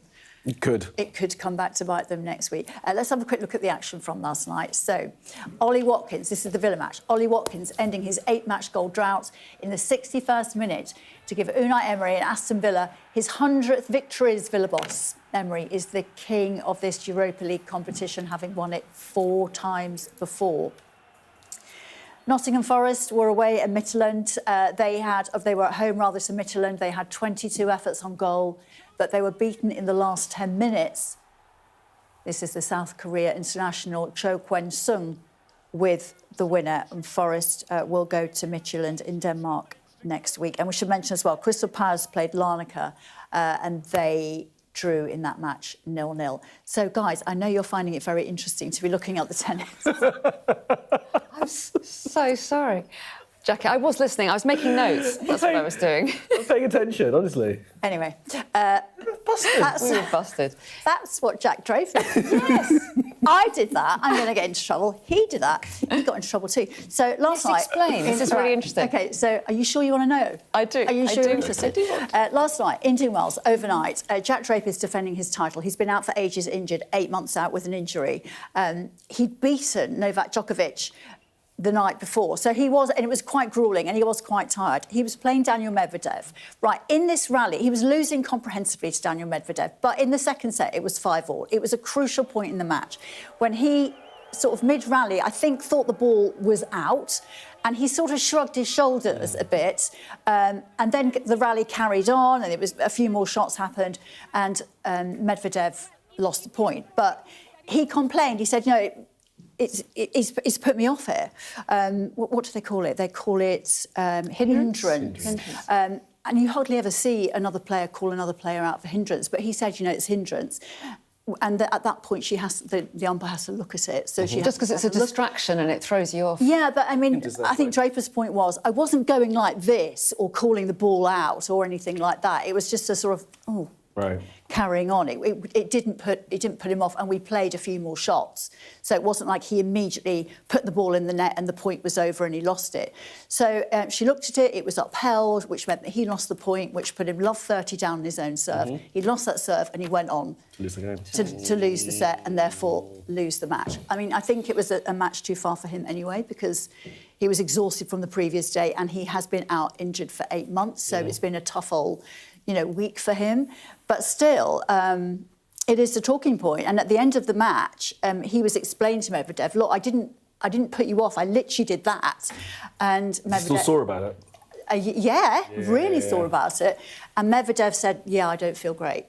So he's sort of acknowledged that maybe I tried it and, perhaps I shouldn't have done it. Formula One going on right now. It is qualifying for the sprint race in Shanghai this weekend. In practice, George Russell was quickest, as expected. In fact, the two Mercedes were quickest. George Russell and Kimi Antonelli. Lando Norris was third. But Ferrari...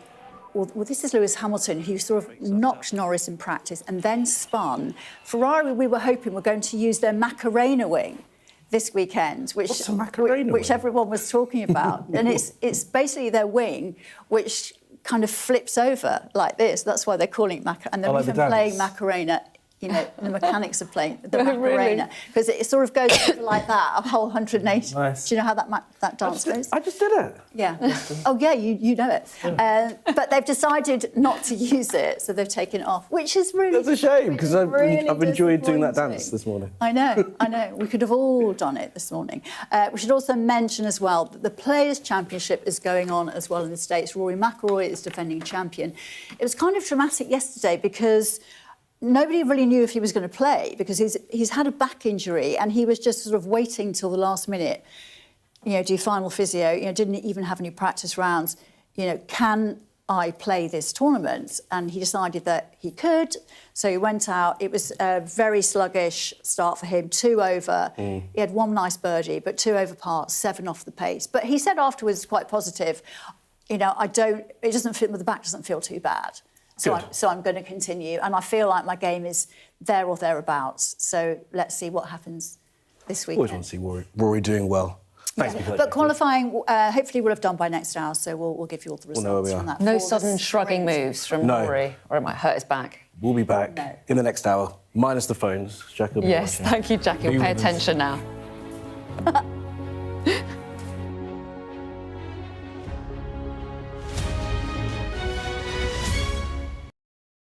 What's the best thing about being a Sky News journalist? Who's funnier? Being a Sky News journalist. A special edition of The World with me, Yalda Hakim. Pakistan has the right to respond. You're like, what? A historic day here today. Congratulations, this is a huge moment. But what happens now?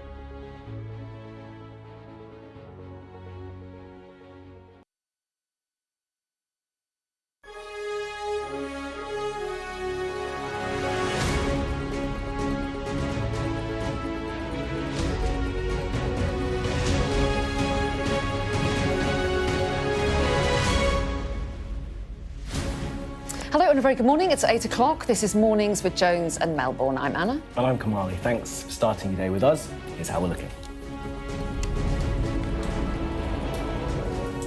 The US will temporarily allow the sale of Russian oil as it lifts sanctions in an effort to bring down prices and steady global markets.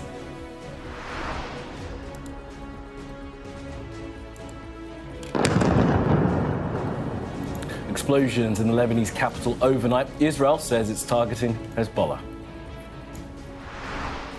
A missile attack hits northern Israel. Almost 60 people are wounded. And how is the war impacting global travel, and what can passengers do about disruption? We'll find out from a travel expert soon. Plus, remembering Dunblane, Britain's worst mass shooting, 30 years on, we speak to the brother of a 5-year-old girl killed in the atrocity.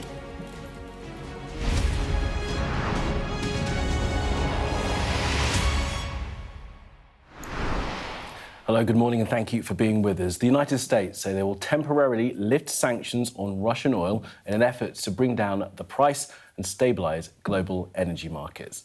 For the next 30 days, countries will be allowed to buy the oil that belongs to Moscow that's currently stranded at sea. Well, our morning's colleague, Wilfred Frost, spoke to US Treasury Secretary Scott Bessent before that announcement and asked if he regretted that the war is benefiting Russia.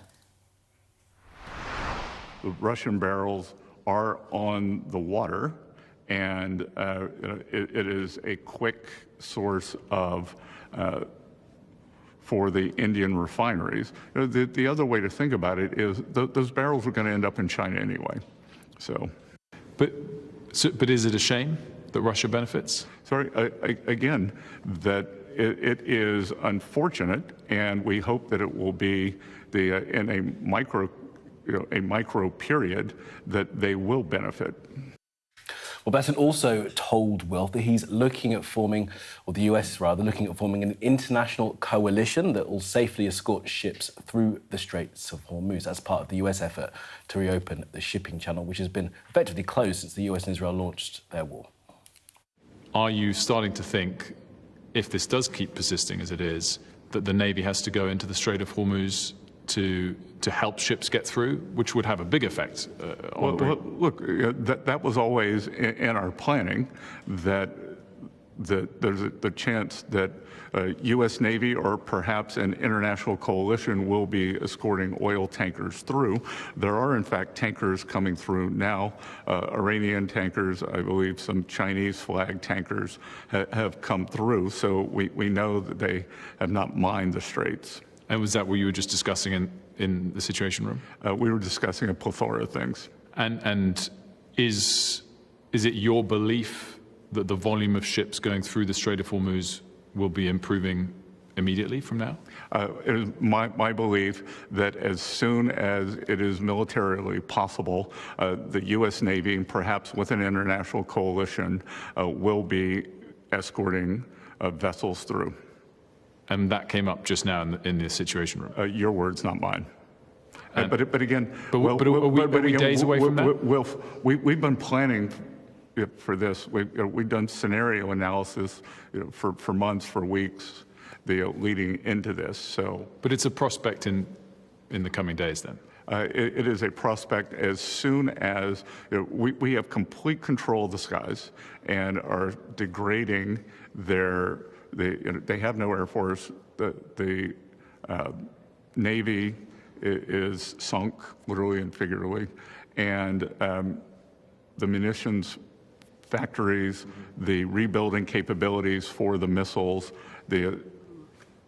completely degraded. So as soon as it is possible for to ensure safe passage, we will do it. And I'm very pleased to say that Wilf joins us now live from Washington, which is very good of him because it's 4 o'clock in the morning, I think, Wilf. So thanks very much indeed. It's good to have all three of us on the show together. Such an interesting interview that with Scott Besson, Wilf. Tell me your own reflections. What did you make of it? Well, first, may I just say thank you so much for having me. It's a treat to be on Mornings with Jones and Melbourne. And early get-ups are what we do every day. So, of course, I'm here for you guys this morning. Look, the first thing I'd just quickly reflect on is what he said there about Russia profiting just hours before he made an announcement that would allow them to profit even more. He did say it was unfortunate that they're profiting, but also that it was somewhat inevitable. And I do wonder how that's going to go down in Kiev. Of course, on those sanctions now, initially it was just allowing Indian refiners to buy Russian oil. Now anyone can. So it seems inconceivable, but the UK or European countries could buy Russian oil now for the next 30 days under the eyes of US sanctions. Let's see if that happens or not. But I think the key takeaway from all of that is what America's priorities are. First, still very committed to their objectives in the Middle East, not backing down on that. Second, how can they lower the costs of energy and petrol and gas prices to everyday Americans here in the US? Only after that do the interests of European allies and Ukraine come into their thinking, which I really do think is quite striking for all to see.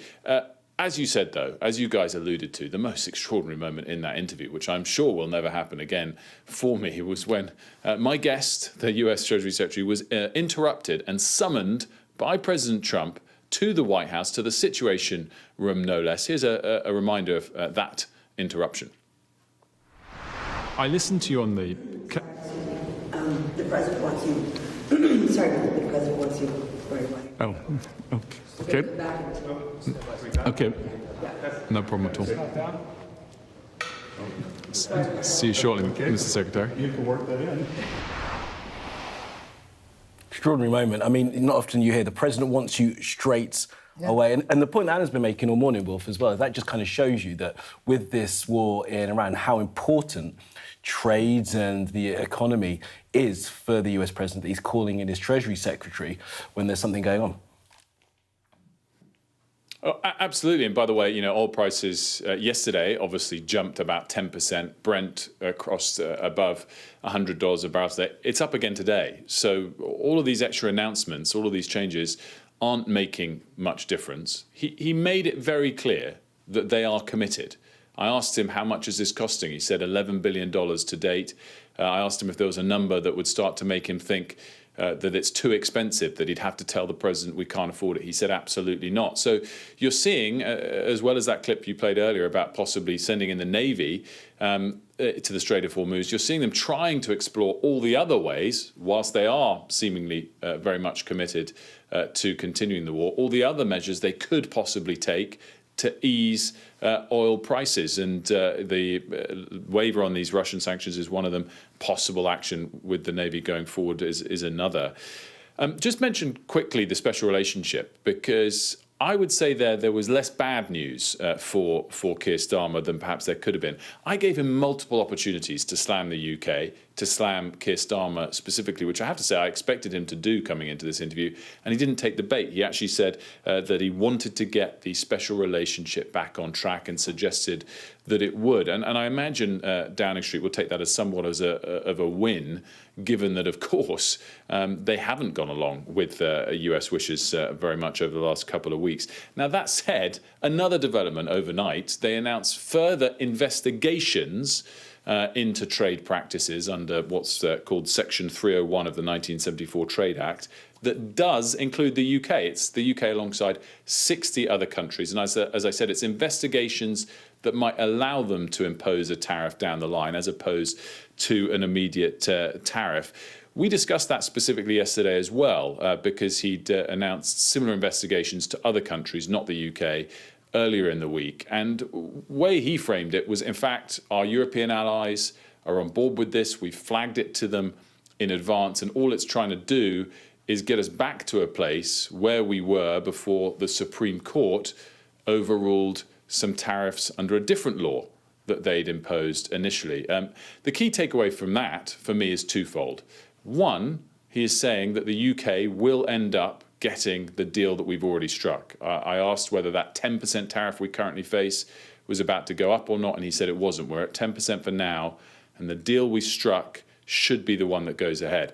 The other one is just the uncertainty that we all have with the US at the moment.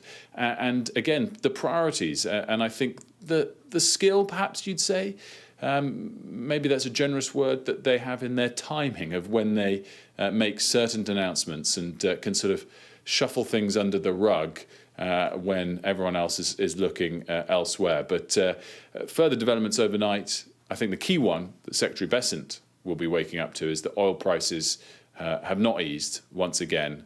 They're up above $100 a barrel.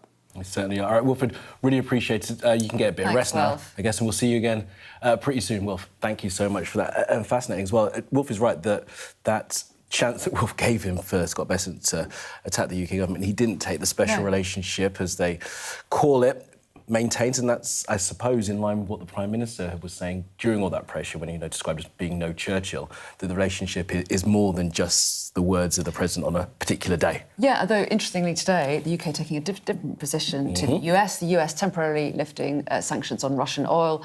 Speaking to the Energy Minister, Michael Shanks, earlier on, he told us, didn't he, that the government here won't be following the US's lead on that and lifting sanctions themselves. Absolutely. All right, let's just take you through the other developments in the US-Israel war on Iran overnight.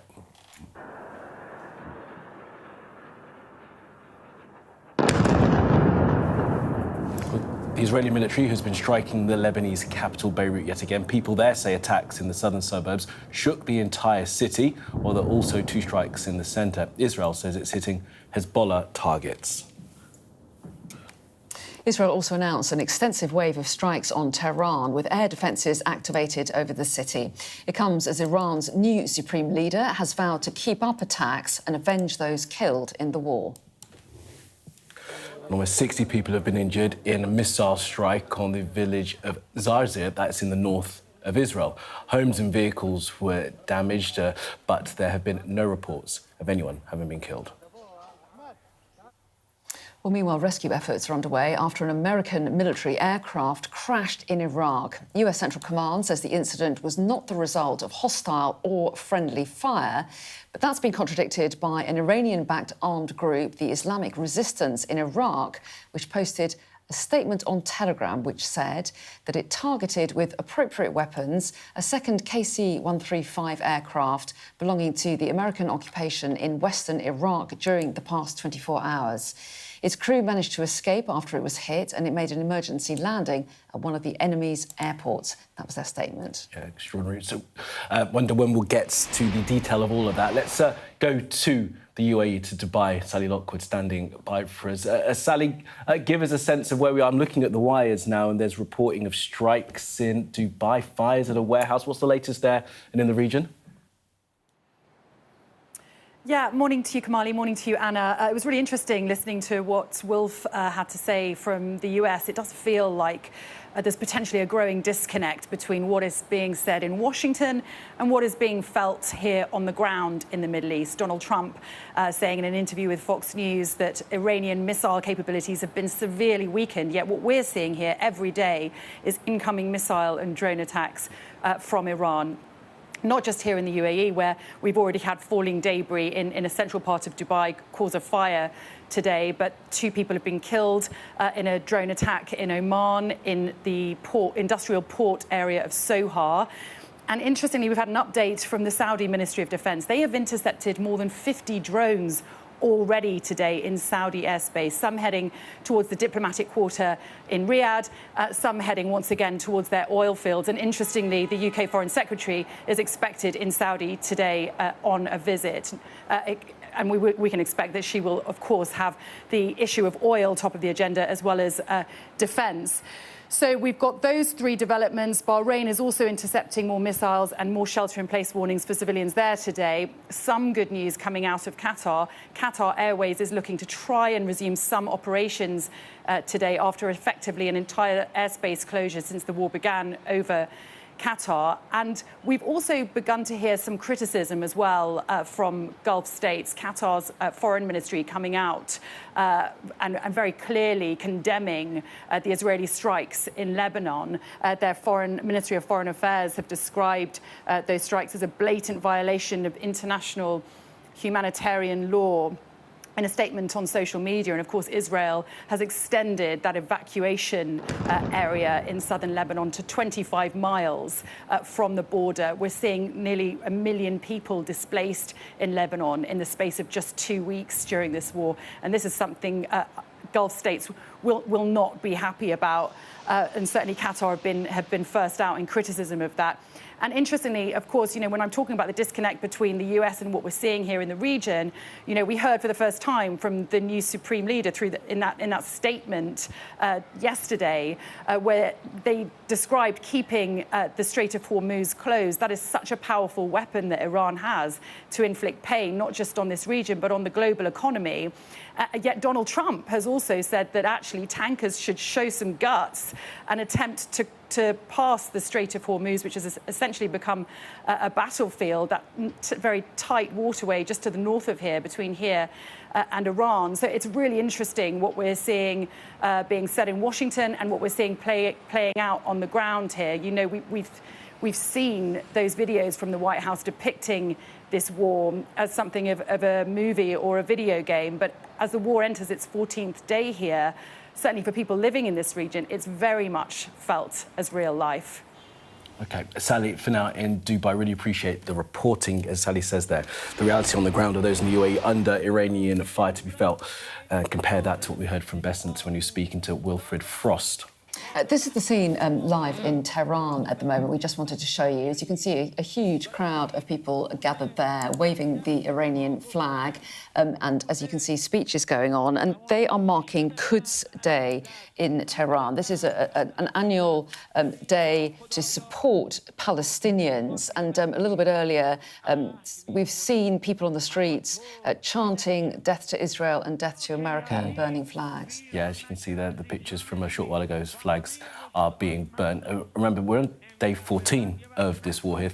Thousands gathered in Tehran as there were strikes reported earlier, but obviously not at the moment. And this Could Stay March is an annual event. It's Jerusalem Day. It's a pro-Palestinian march, as Anna said, due to be held here tomorrow too, an annual demonstration. The Metropolitan Police and the Home Secretary have actually banned the Could Stay demonstration in this country over fear of disorder. The Home Secretary says it's thought that there will be a static protest for Could Stay instead. Sorry, not tomorrow. This is due to be held on Sunday.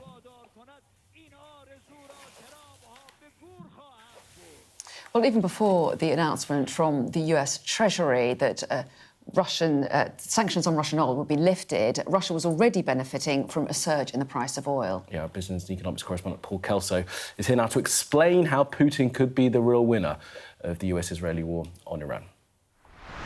We've been talking a lot about oil tankers in the context of the Iran war and the closure of the Strait of Hormuz. I want to talk about different tankers like this one. This is a Russian tanker. It's the Vostochny Prospect. It says powered by natural gas, but it's carrying Russian crude oil from a Russian Baltic port. Now, we filmed this as it passed Dover on Wednesday. It's part of the Russian Shadow Fleet. It's sanctioned by the UK for helping fund the war in Ukraine, and it illustrates an interesting and for many a troubling consequence of the US-Israeli assault on Iran, and that is Russia maybe winning the oil war. Now, to understand why, we need to look at what happened when Western sanctions were applied to Russian oil following the invasion of Ukraine. Those sanctions cut its potential customers, so it's had to sell its oil, Urals as it's known, at a discount. This chart shows us that discount against Brent crude. That's the global benchmark in blue, Urals is in red. You can see over the last 6 months, while the prices have tracked each other up and down, there's a pretty consistent discount, a gap, $5 to $10 on average. Actually, it widened towards the end of last year and the turn of this, when, among other things, the US put India under pressure to stop buying Russian oil. But since the start of the war, look what happened. As the price spiked of both oils, the gap disappeared completely. In fact, 1 point, Urals passed Brent. All of a sudden, Russian oil, which is plentiful and not restrained by the Strait of Hormuz, is in demand, and that is good for Kremlin revenues, which ultimately fund the war. Now, this shows us the value of Russian daily average crude exports going back to the start of its war on Ukraine. And as sanctions have tightened, it's taken a while, but those revenues have declined, down 18% in 2025. That's despite the volume of oil they're selling remaining pretty constant. But again, let's look at the last couple of weeks. That revenue has risen 17% as the price has soared. Now, we can look at this another way. Last month, we went into the channel to intercept some of those shadow fleet tankers. One of them was the Kusai, which we caught up with off Dover. It's 250 metres long with a capacity of 750,000 barrels of crude, which means we can have a go at calculating its changing value during the course of its voyage. Now, we should say we don't know if a price was agreed for this oil or the end customer, but it is illustrative. So when the Kusai loaded at Ust-Luga in the Baltic on February the 2nd, the Urals price was $53 a barrel, making the cargo worth around $40 million. Now, we tracked it from there to Dover by the time we caught up with it on February the 10th, so 8 days later. There'd been a small increase in the Urals price to $56 a barrel. That took the cargo to $42 million. Now the Kusai headed off on the longest part of its journey, heading for the Bay of Bengal. And by the time it passes Sri Lanka on March the 9th, the war has begun. Urals has peaked at more than $100 a barrel, and that cargo could be valued at $75 million. Now, it's made its way on from there in the last few days towards Paradeep, its listed end destination. Prices have settled slightly. As of Thursday morning, Urals is around $87 a barrel, and that cargo might be worth $65 million. Now, the Kusai's destination in India also tells us something about who's buying this oil. India and China, largely. The red area is China, the brown, India. They've always been Russia's biggest customer, but India particularly has been under pressure. You can see this squeeze as the US demanded it stop buying the oil, until it issued a waiver that gives it a month exemption from sanctions, and that is a boost to New Delhi, which gets the oil, and Moscow, which gets the revenue. China, meanwhile, is using Russia to fill the hole left by Gulf exports. The Middle East accounts for around half of Chinese oil imports, and of course Iran, which was competing with Russia, along with Venezuela in the sanctioned oil market, both much less able to meet demand. Now, it's too early to calculate the long-term benefit to the Kremlin of this oil windfall. We can see the shadow fleet is still moving Russian oil, and having been under huge economic pressure, Vladimir Putin now finds himself able to profit from a crisis of America's making. So let's chat to Paul now. Paul, the news overnight that the US is temporarily lifting sanctions on Russian oil is going to benefit Russia once again, isn't it? Absolutely. And we recorded that that run-through of the data, what the data is telling us about how Russia is benefiting before we got this latest waiver in the sanctions. There'd already been a waiver of 30 days on sanctions that have been applied to by the US to India. India, a huge market for Russian oil, and this appeared to be the US getting really serious, because if you choke that off, that really starts to impact on the Kremlin's ability to market this oil, because sanctions have really ruled out the West. So they've had to go further afield to find customers. It's China and India that's left.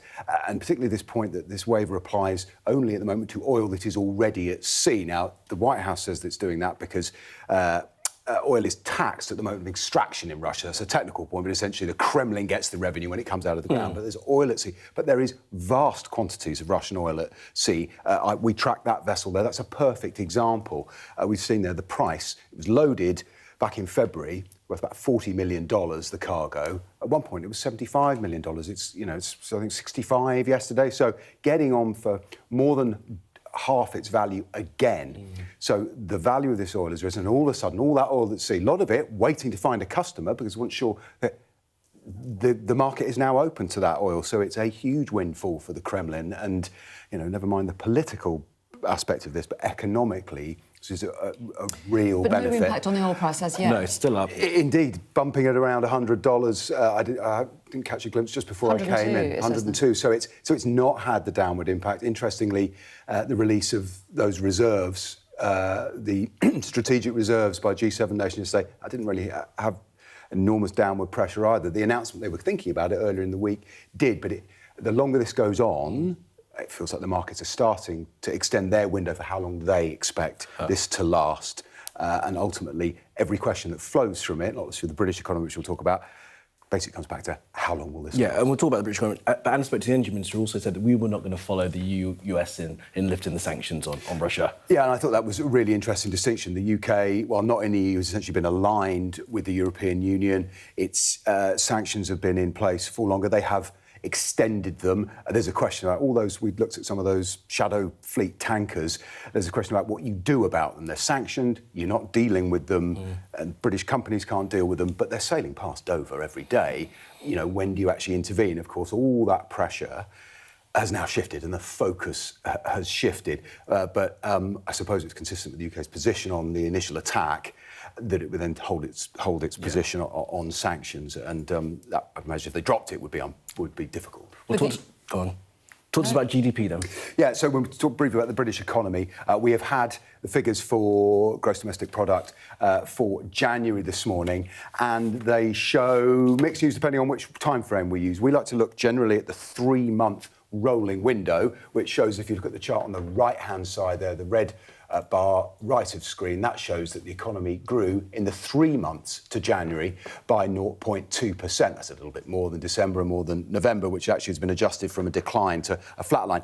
If we look at month by month, though, it's not so rosy. January, there was zero growth in the British economy, so that 0.2% is what growth there was in December. So there is a contraction month by month now. And before the Iran... And all of this is before the Iran war. So what we see is an economy, as we've got this conflict, which has got clear inflationary potential, fuel prices, both at the pump and particularly gas prices, what they do to our energy prices.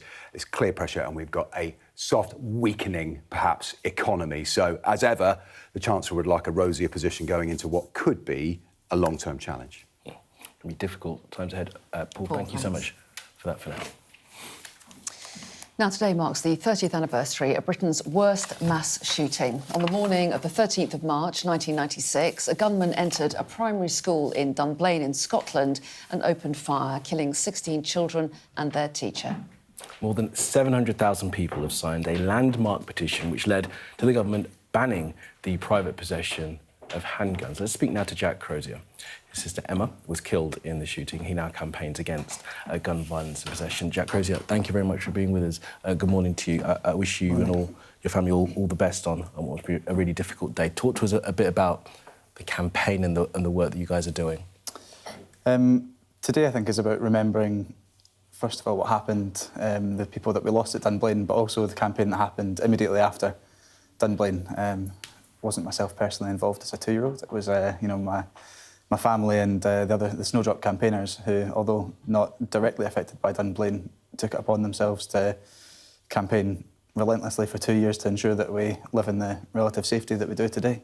And as you say, you were 2 at the time, so don't remember it, but you've got involved in the campaign since. But tell us a little bit about how it started, because such an appalling day of such horror, and yet families of those affected did go out and gain support for getting new gun controls, didn't they? It was an extraordinary thing at an extraordinary time. I think it's an extraordinarily human story about what they did in face of such terrible grief, but still being able to go out and put themselves above the parapet. And it was ordinary people doing this. You know, it was mums and dads and the 3 other mothers of the Snowdrop campaign who were, you know, completely influential in getting this across. And the fact that they weren't allowed to take that time to grieve and that they had to have this challenge is something that needs to be remembered. Yeah, Jack, talk to us about, 'cause maybe people won't remember, the laws before and the laws subsequent to this tragedy. Well, the fact that handguns were allowed in public, in private hands, that was the challenge, and it should have been changed after Hungerford. It wasn't, and Dunblane was allowed to happen. And it's important that today we recognise that, yes, we have some of the strictest gun control measures in the world in the UK, but we can't be complacent. We've got to make sure that they're kept up to date and that, just as importantly, they're enforced with the full power that they can be. And I mean, I remember the incident well as working in news, and there was such shock across the country, and the fact that these mothers managed to get so much support, in some ways isn't surprising, but it was a time pre-internet, of course, wasn't it? So they managed to get huge numbers on their petition by campaigning in an old-fashioned way. Yeah, I think that's an amazing part of this story. You know, you didn't have an online signature that you could add. This was boxes and boxes of signatures standing outside of shopping centres and people taking them into work, and 705,000 signatures from the Snowdrop campaign alone, as well as there was other campaign, the Sunday Mail campaign as well. So it shows the massive public support, and I think that's very important to remember as we're 30 years on, that public support is maintained. Yeah, I think when you look at the discourse online and where we are today as a country, it's very important to remember that we can't go backwards. There's people that want us to take us backwards and to loosen the gun control legislation, but we can't allow that to happen. You talked to us about complacency, and you've kind of moved on to my next question there in the final part of your answer. We've heard some politicians, Nigel Farage in particular, back in the day, who was critical of the handgun ban. He's now sort of recanted on that slightly. Have you been concerned by some of the things that he has said in particular about the handgun ban? He called it knee-jerk, ludicrous. He's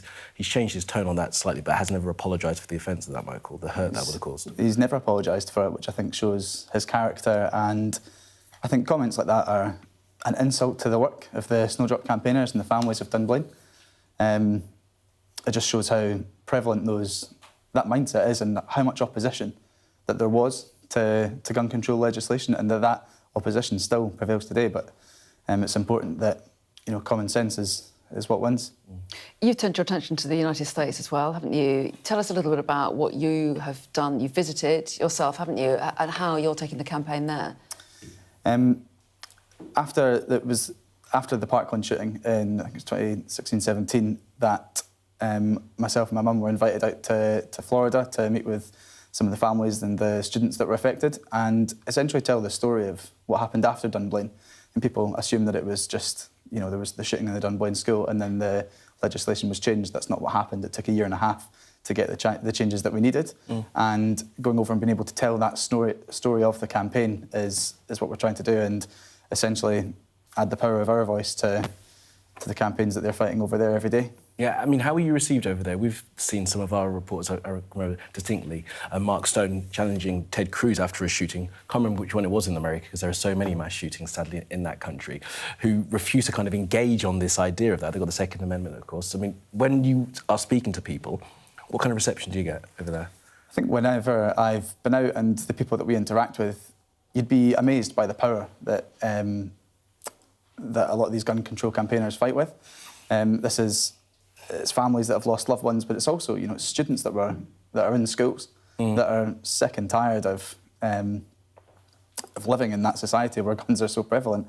And I think, you're always, the opposition there is so massive, but the power of the gun control campaigners is just way more powerful, and I think they will eventually, they'll get there, but it's a very, completely, definitely. But it's going to take a long time, and it's a completely different environment to where we are, but I do believe they'll get there. Very good. Well, Jack Crozier, really interesting to have you in today, and our thoughts with all your family on what must be a very difficult anniversary. Thanks very much. Thank you very much for being with us.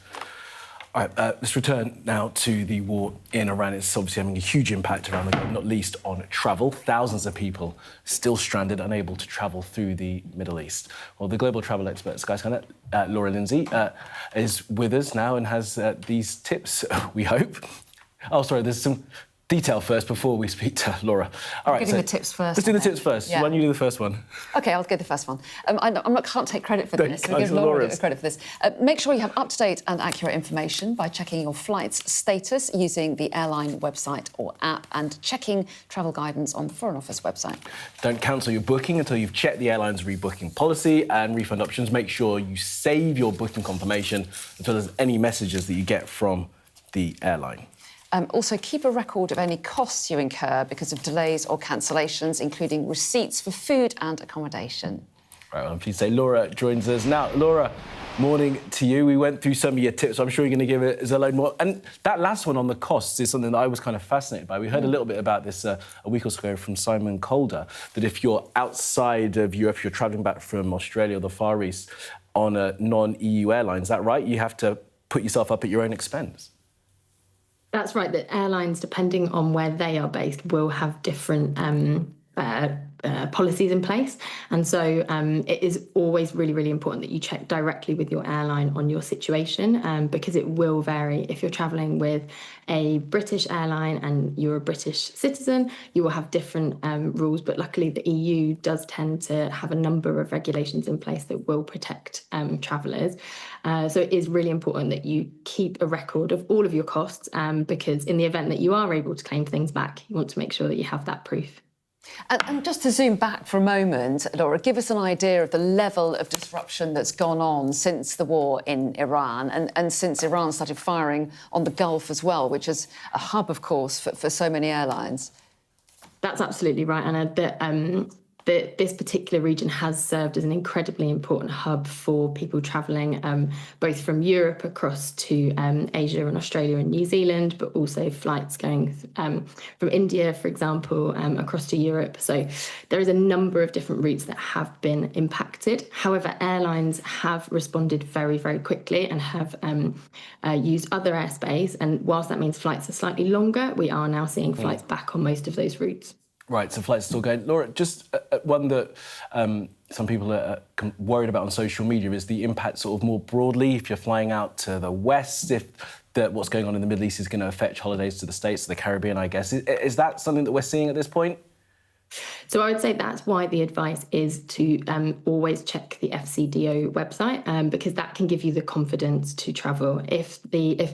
If there's any concern, the Foreign Office will call it out on their website in the travel advice. And so at the moment, those destinations that you mentioned are all safe to travel with no restrictions. So your travel insurance will cover you, your airline will be flying there. So if anybody has any confidence concerns, just always check the FCDO website and it will be able to give you that confidence to travel. And what about if you have a flight that either is to the region or goes via the region and you don't want to go. I mean, it's probably against Foreign Office advice if you're landing there anyway. But what do you do? Do you just have to wait until the airline tells you that flight's been cancelled, or what actions can you take? That's a really important question, because anybody with a flight to the region or via the region shouldn't cancel their booking yet. They should wait for the airline to do so, because if they cancel their booking, that's their decision to do so, and they'll have less support in terms of refunds and alternatives. Whereas if you wait for your airline to cancel your booking, which they will do if it's unsafe to travel, and if it's against FCDO guidance, your travel insurance won't cover you, so the airline will need to reroute you. So just hold tight. That might feel a little bit stressful, but actually the airline will always put safety first, and so they'll make sure that you have an alternative, whether that be a refund or an alternative route. Laura, quick final thought. Are we seeing prices starting to tick up as a result of this? We saw that jet fuel was one of the things that was impacted coming through the Strait of Hormuz. Are we going to see airlines putting up their ticket fares soon? It's an interesting one, because jet fuel is one of the component parts of ticket pricing. What we find is that demand is the biggest reason for ticket price fluctuations, and because of the size of the disruption at the moment, some routes will get cheaper because demand is lower, and some routes will get more expensive. There's no question that jet fuel will have an impact on ticket prices, but what the consumer will see overall will be marginal, and actually if they are flexible by route that they're travelling, they will still be able to find something that's suitable. Good advice. Interesting. Yeah, really interesting, really helpful. Thank you very much indeed, Laura. Thank you. Thank you. All right, stay with us, because in a couple of minutes' time we're going to speak to a man who was mistakenly arrested because of new facial recognition technology.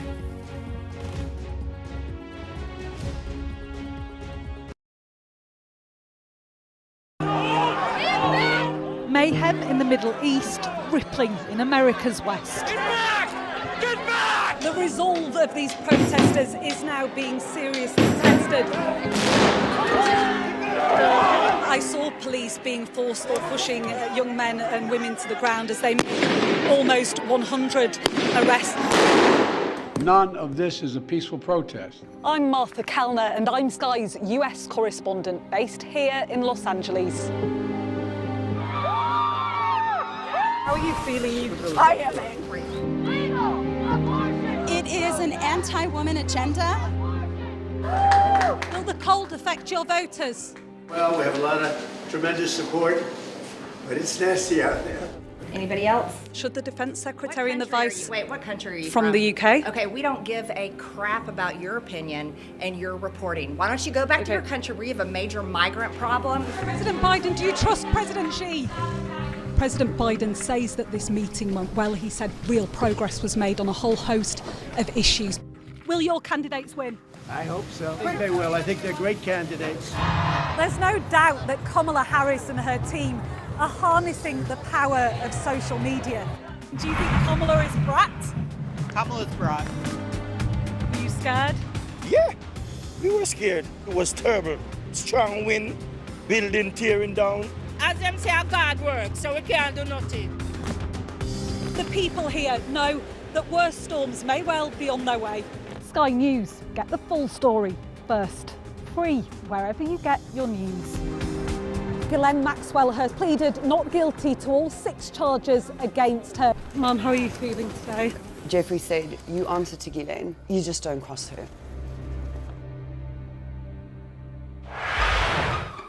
We've got your Sunday mornings covered. From the front page and the sounds of the streets to the voices of the people who make the major calls and big picture politics beyond Westminster. We'll put you at the heart of our story. I'm ready. Are you? Join me, Trevor Phillips, Sunday mornings on Sky News. The best thing about being a Sky News journalist? I'm going to take you behind the scenes here for Election Night Live. They have gone up and up. Being a Sky News journalist. Ed Conway, Sky News, is anyone going to talk to us? Mortgage rates did go up very sharply during your time in office. Here it is. First off, just the scale of what we're looking at. Our data shows it's been happening. Question is, why it hasn't been stopped. We're going to take you back to Iran now. This is Tehran. We're showing you these live pictures as the Iranian state media say that millions have taken to the street to mark Quds Day. It's the final Friday of Ramadan. It's Jerusalem. It's a pro-Palestinian event, but as you can see here in Iran, this is Isfahan. It says there on one of our screens that many people have taken to the streets. As I say, Iranian state media say millions. It's hard to gather exactly how many from these pictures, but you can see throngs of people on the streets, despite the fact that it's second week of the US-Israeli war, and there has been a bombing campaign, a heavy bombing campaign across the country. These people have come out in support of the Iranian regime. Well, yes, and just yesterday we had that statement attributed to the new supreme leader of Iran, Mojtaba Khamenei, and part of that statement, apart from vowing to continue the war and to continue the chokehold on the Straits of Hormuz, was for unity amongst the Iranian people and calls to participate in rallies like this on Quds Day. Absolutely, and there is due to be a Quds Day demonstration held here in London. It was to be a march. The Home Secretary asked the Metropolitan Police to ban that protest here in London. It's going to be held on Sunday. It's a static march. We're showing you here the latest picture that we have from Iran. As you can see, Israeli and American flags being burnt.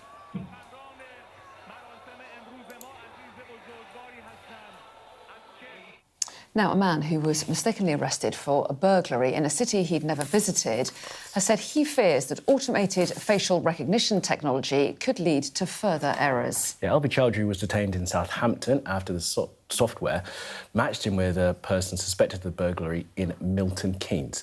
Let's speak to Alvi now, who joins us live. Alvi, morning to you. And I didn't finish that sentence because the other point about this is you've never been to Milton Keynes, have you? No, I haven't. I've lived in Southampton my whole life. 26 years, never been to Milton Keynes. So an extraordinary thing. Just talk us through what happened to you then and how it came about that you had a knock on the door and you were arrested. Yeah, I was working from home that day. It was around 4:30. I had a knock on the door and I see two police officers come. They immediately did arrest me. I did comply, because I thought this was a very quick and easy misunderstanding to resolve. They wanted to search the property, entered the property, searched the whole property. I allowed them, and I fully complied.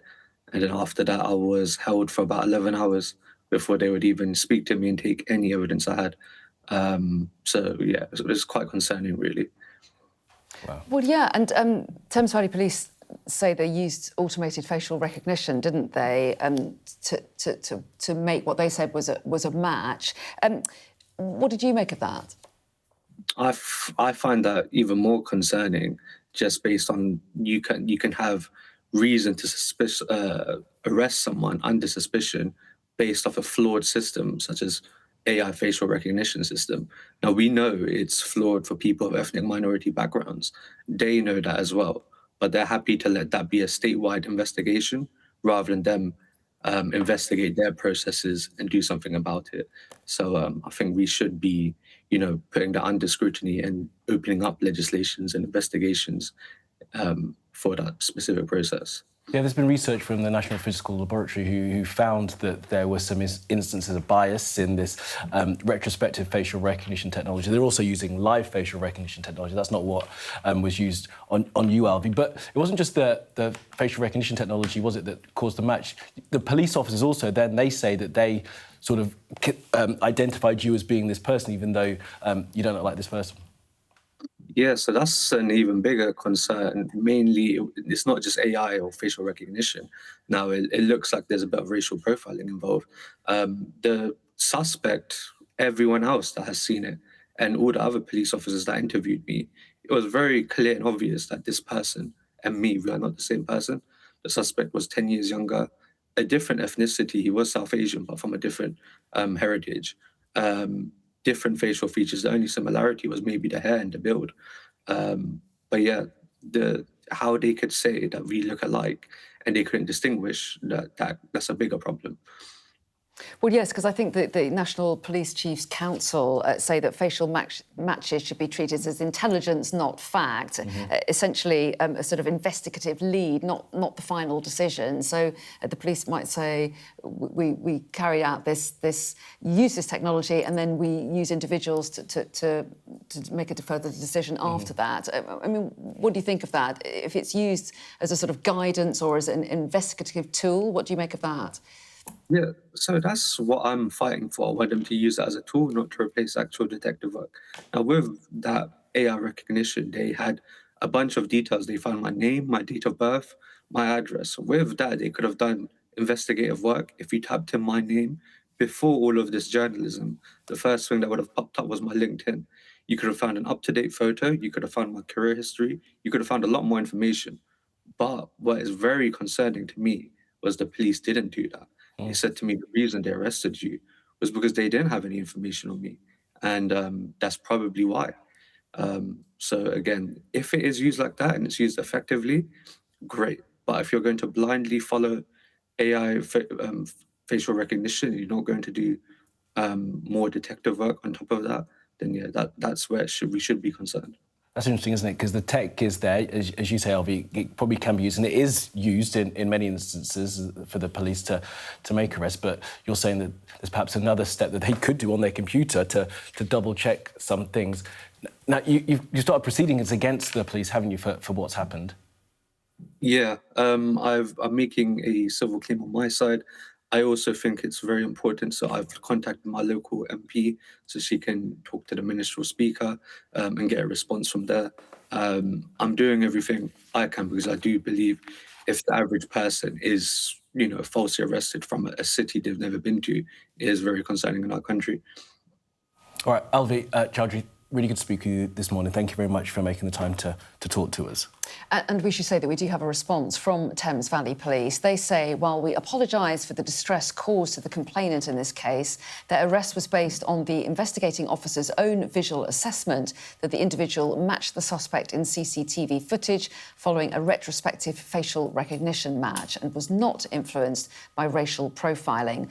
To confirm, retrospective facial recognition technology did initially provide intelligence but did not determine the arrest. Although later inquiries eliminated the individual from the investigation, this does not make the arrest unlawful. We continue to use policing tools responsibly while striving to improve and build trust in our communities. Yes, a fascinating story, that case of Alvi. He's not the only person as well. Another individual called Sean Thompson, also wrongly identified as a result of facial recognition technology, something that we're going to keep a close eye on this particular programme. Anyway. And we're also going to keep a close eye on the sport because Hello, Jackie is here. What have you got for us today, Jackie? Good morning. Good morning to you. Well, we should start in Europe because, we were talking about the Champions League midweek, but, everyone always talks about the Premier League being the greatest league in the world. Well, actually, Champions League in the week showed that maybe we're not because it was a bit of a disaster. So we move on to the Europa League last night. And again, it was a real mixed night and some, real lessons learned, I think, last night for your team, Forest, in absolutely hideous conditions. Weather was terrible. The weather was terrible. Weren't there any conditions? But you were at home and you did have 1 million shots on target. I mean, I wasn't playing, but... Well, maybe if you had... We should have been playing. It might have made a difference. But, they will be ruining missed chances, They really you will. would think, when they go back to Denmark next week. But for Aston Villa, they've got a manager in Unai Emery who loves this competition, the Europa League. It's the last 16. He's probably thinking, we could go on to win this. He has won it 4 times. It was his 100th win as a Villa manager last night. It was actually really good for Villa because they were on a bit of a roll in terms of not winning. So it really was a kind of much welcome win last night. Let's have a look at the action quickly from last night. So Ollie Watkins ended his 8-match goal drought in the 61st minute to give Unai Emery his 100th victory as Villa boss. He's the fastest to get to 100 in the Premier League. And Emery, of course, king of this competition, having won it 4 times with different clubs. And Nottingham Forest, as we said, pretty wasteful. 22 efforts on goal, but they were beaten at home in the last 10 minutes by Midtjylland of Denmark. South Korea international Cho Gwae-sung with the winner last night. And Crystal Palace as well, playing the Europa Conference League. They were at home, also horrible windy conditions, and they drew 0-0 with Larnaca. Now, we should go to some tennis that happened overnight while we were all sleeping. And it was something that happened that was really unusual. And just to explain it, Jack Draper is a British tennis player who is the defending champion at Indian Wells. He had played the day before against Novak Djokovic in a very gruelling match, and he was coming back from an 8-month layoff, pretty much, and he won from injury. And he won against Djokovic. Yeah, so he went in against Daniel Medvedev. Yeah. And who'd have known that this movement my new favourite would be the main headline from this match. So we can have a look at what happened. He's playing Medvedev, he's on a great run of form, and he absolutely crushed Draper in the first set. But it was 5 games all in the second set. Draper was serving, he was love 15 down. On that rally, midway through, Draper, you can see, does a sort of... He thinks the ball's gone out, and it's automatic line calling, and I think a lot of the players think that some of the line calls are missed. So he just went slightly shrugs his shoulders, but carries on playing. Medvedev then says, no, that's hindrance. But several shots were played afterwards. So you think, well, that's kind of unfair. You should have done it in the moment. So it goes to the chair umpire. She looks at it and says, well, you did go like that. Everyone saw it. And he said, yeah, but it wasn't that. It wasn't... Where the height of the arm here is fine. Anything up above the shoulder. It wasn't that. Anyway, point deducted. And he went on to lose that game and therefore went on to lose the set. And at the end, they came together at the net and he said, look, I don't think you were right calling that out. He was very nice about it. And Medvedev said, yeah, I don't feel great about it. Oh, because I've never seen that. I've never heard anyone say hindrance. And there are matches where there is quite a lot of hindrance, particularly with grunting and things, and things like that. But it was a very small shrug, but he did do it. Anyway, and then he went on to lose as well, which is upsetting for him, isn't it? So much problems. I was hoping to do like a segue from that to that. With Formula One. Some lovely moves there, Jackie. I know. We thought Ferrari would be using their Macarena wing this weekend, but they've taken it off the car because they're not going to use it at the Chinese Grand Prix. So what is the Macarena wing? It's big question of the day. At the back of the car that when they're going down a big long straight, they can flip it over. It reduces drag. Right. But it's kind of a new innovation. And everyone's calling it the Macarena wing, and they're playing the Macarena in the garage, and people are doing Macarena dances. Anyway, it's not happening. So despite all of that. It was qualifying for the sprint race this morning while we've been on air for the Chinese Grand Prix in Shanghai. And as predicted, the Mercedes have come out on top. George Russell won the first race. Their car is obviously very superior at the moment with all the changes that have been made in Formula One. George Russell won. Kimi Antonelli, his teammate, was 2. Lando Norris, the world champion, this is him celebrating qualifying first for the sprint race, which is overnight, tomorrow night. Lando Norris came in 3rd and Lewis Hamilton came in 4th. There is a feeling as well that the Ferraris are very quick off the start and their car, could be competitive, but are we going to see it this weekend? Also, after this weekend, will we hear about the Bahrain Grand Prix and the following Grand Prix? Will they be cancelled? There's a strong feeling that those Grand Prix will be cancelled because of what's This was last minute. We talked about this last week, didn't we? When after the Grand Prix in Melbourne, and there was talk about them potentially. Well, they have until the 20th of March, but there's a feeling within the sport, I think they're going to make the decision after this. Let's get this weekend out the way. Right. Yeah. Do we do another Grand Prix, maybe, in China, or do we just not replace those Grand Prix at all? There's also a couple of, Grand Prix coming towards the end of the season as well, which are also in that region, which would also be under threat. So it's interesting to see what F1 does, because if you're suddenly 4 Grand Prix down, where does that leave you with refunding tickets and TV companies who've paid for rights? Also, the cars as well. If it's a new season, they're all learning about their cars under race conditions. Yeah, as well. And also where do you send the parts for the car? So I think some kit sometimes goes ahead to the next Grand Prix if they've got sort of a spare parts kit or something, goes to the next Grand Prix, and you don't know where you're going, do you? Also overnight as well, there's a big question over Rory McIlroy. He's had a bad back. Is it a back injury? Would he go and defend the Players' Championship title? Would he play? And actually, it was touch and go yesterday whether he would play, and he left it to the last minute to decide whether he would go out and tee off, and he did. He wasn't too upset with this round. He's 7 shots off the pace. This is the one birdie that he did get, and it was a brilliant bunker shot, you can see there. But there were several bogeys, and he finished 2 over par. But afterwards, he said, I wasn't in pain, so that's the main thing, and my back wasn't too stiff. He didn't play any practice rounds or anything like that. So he said, I think I'm okay. I think Anna I liked get a that good round shot. There's an oof. Yeah. It is very really, really good how easily they get off bunkers. Yeah, it was amazing. It was quite the play. So that tournament runs on Yeah. into So second round today. Excellent stuff. Fantastic. All right. Jackie, thanks very much JB, indeed. thanks We'll see you in the next hour. Good stuff. Thanks so much for that. Well, we'll see you again in a couple of minutes' time. Stay with us. Yeah, top stories next.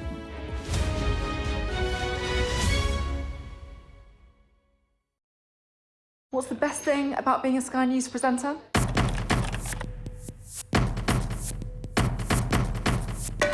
We've done the work and the reading, so you don't have to. Being a Sky News presenter. Hello and welcome, Westminster, the heart of British politics. I'm so sorry about what happened to you. So what on earth is going on? It's not true. Can I tell you what I think? It's really unusual. Mornings with Richard and Frost. Let's crack on. Let's get started.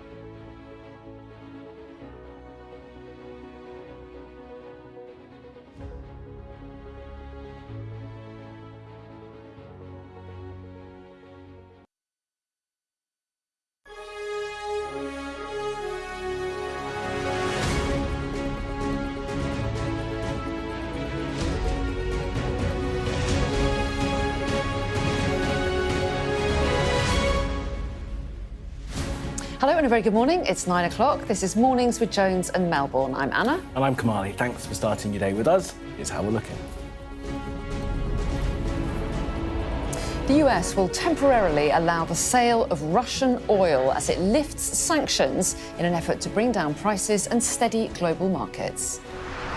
In Tehran, there is chanting and the burning of Israeli and US flags as protesters gather in the Iranian capital on a pro-Palestinian Quds Day.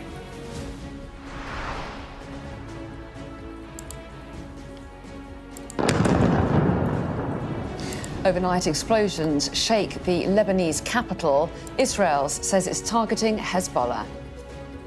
Well, how will events regarding the regime leadership shape Iran for the decades to come? Plus, remembering Dunblane, Britain's worst mass shooting 30 years on, we speak to the brother of a 5-year-old girl killed in the atrocity.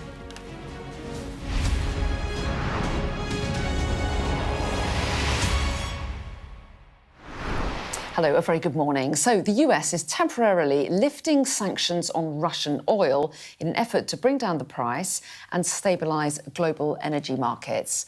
So for the next 30 days, countries will be allowed to buy oil belonging to Moscow that's currently stranded at sea. Yeah, our colleague Wilfred Frost has spoken to the US Treasury Secretary Scott Bessent. He spoke to him before the announcement and asked if he regretted that the Russians are benefiting from this war. The Russian barrels are on the water, and it is a quick source of for the Indian refineries. The other way to think about it is those barrels are going to end up in China anyway. But is it a shame that Russia benefits? Sorry, again, that it is unfortunate, and we hope that it will be in a micro period that they will benefit.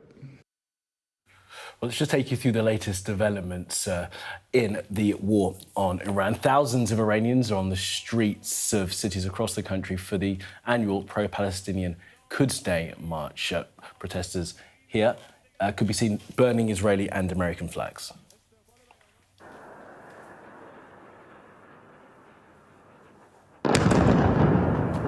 Overnight, the Israeli military has been striking the Lebanese capital yet again. People there say attacks in the southern suburbs shook the whole city, while there are also 2 strikes in central Beirut. Israel says it's targeting Hezbollah sites.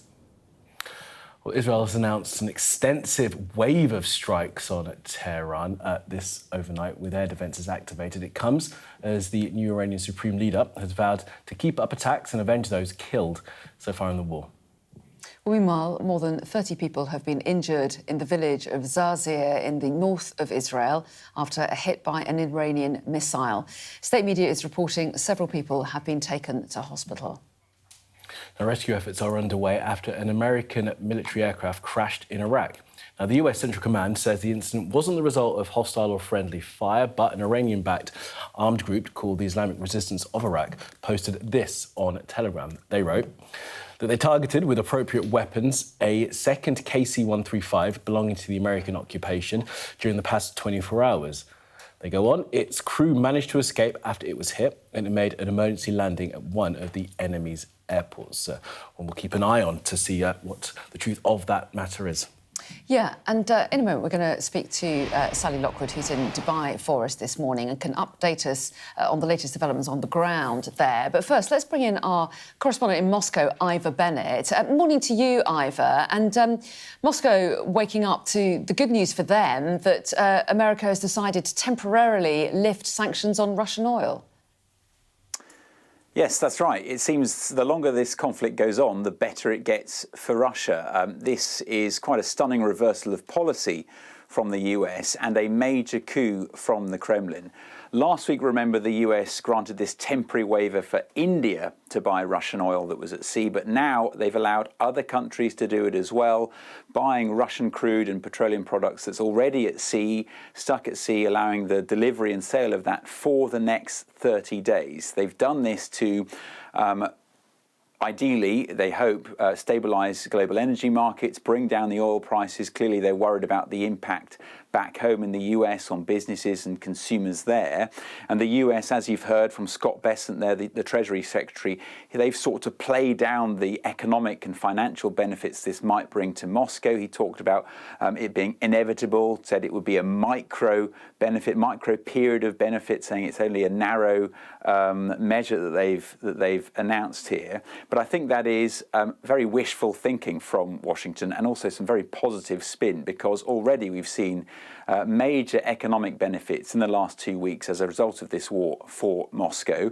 According to the Financial Times, Russia has been raking in as much as $150 million a day in extra oil revenues as a result of the spike in prices.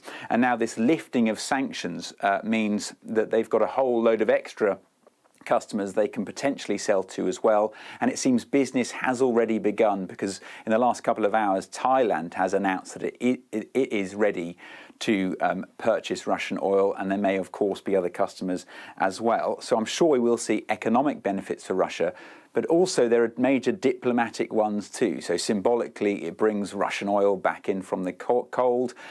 It also creates splits between Europe and America on their stance towards Russia. The EU is dead against any relaxation of sanctions for Russia. Ursula von der Leyen has said that this week. Also, Germany's Chancellor Friedrich Merz. And any kind of splits there just play into Russia's hands. And domestically, it allows the Kremlin to kind of reinforce its message that the West has been wrong all along to isolate Russia. It's basically saying, look, the world needs Russia and its resources. And we're seeing that in the reaction we've had from Moscow. So Kirill Dmitriev, who's the Kremlin investment envoy, a key man in the negotiations regarding America and Ukraine, he said, the US is effectively acknowledging the obvious. Without Russian oil, the global energy market cannot remain stable. And Russia hopes that this is a slippery slope that it'll be impossible for the US to turn back on. Ivor, thanks very much indeed. And we're going to get the latest from Sally in just a moment, but let's just bring you a little bit of breaking news because we've been showing you pictures this morning of rallies being held across Iran for Quds Day in support of Palestinian people. It's an annual event and there have been calls by the regime for people to go onto the streets. These are some of the pictures from earlier. Well, just in the last few moments, it's being reported by Associated Press that a large explosion has struck Iran's capital, Tehran, in a square filled with demonstrators. This is according to Iranian state television. Yeah, it is, and the same Iranian state TV said that there were millions on the street across the country for Quds Day. That reporting from the AP says that the cause of the blast not immediately known. They go on to report that Israel had warned it could strike in the area just before the blast happened. There's, of course, been intense airstrikes around Iran and Tehran in the lead-up to this rally beginning. It's an annual event in support of the Palestinian struggle.